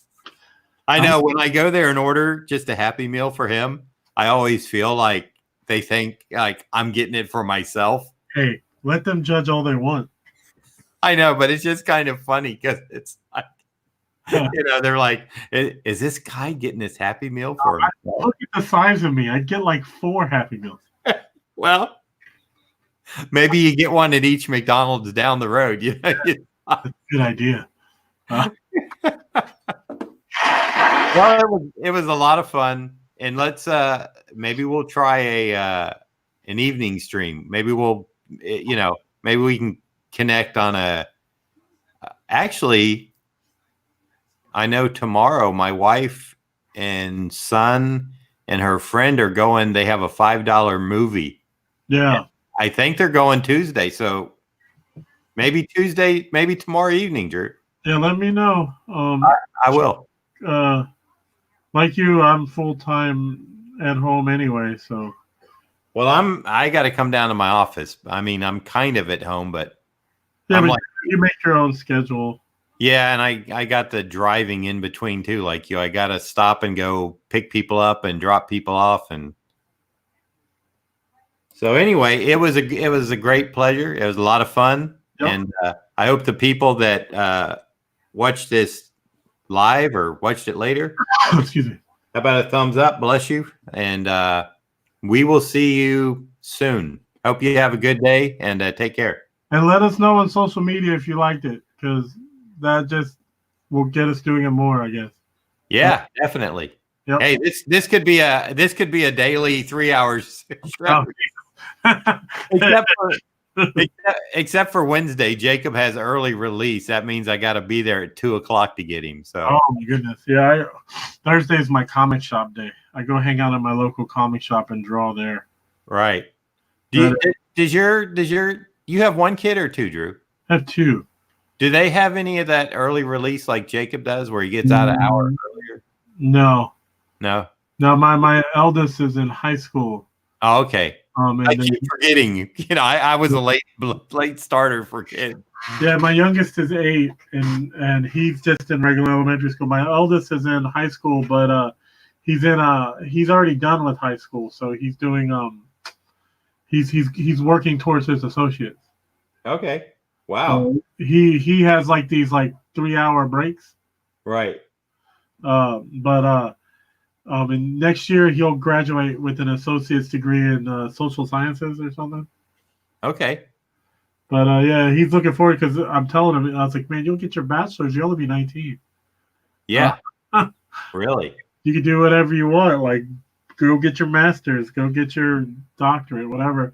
You're going to be 2 years ahead. So, man, that's great. Yeah, it's only great when you're young. I know it, right? Because when you're older, then it doesn't matter if you're 2 years. 2 years is nothing. But when you're young, it means something, you know? 2 years is a blink of the eye. Exactly. I'm telling you, it's like, for me now, it seems like decades clip off pretty quick. Yeah, God. That's the way I felt when I started doing comics. I used to like it when I finished a page. Mm-hmm. It'd be nice to finish 5. Now I finish a mini and I'm like, cool. No, like it's not even done by small amounts anymore. Right. It's like life is not in small amounts anymore. GLHG, just want to say hello before I say goodbye. So, all right. See you All right. later, guys. We're out of here. Take care, everyone.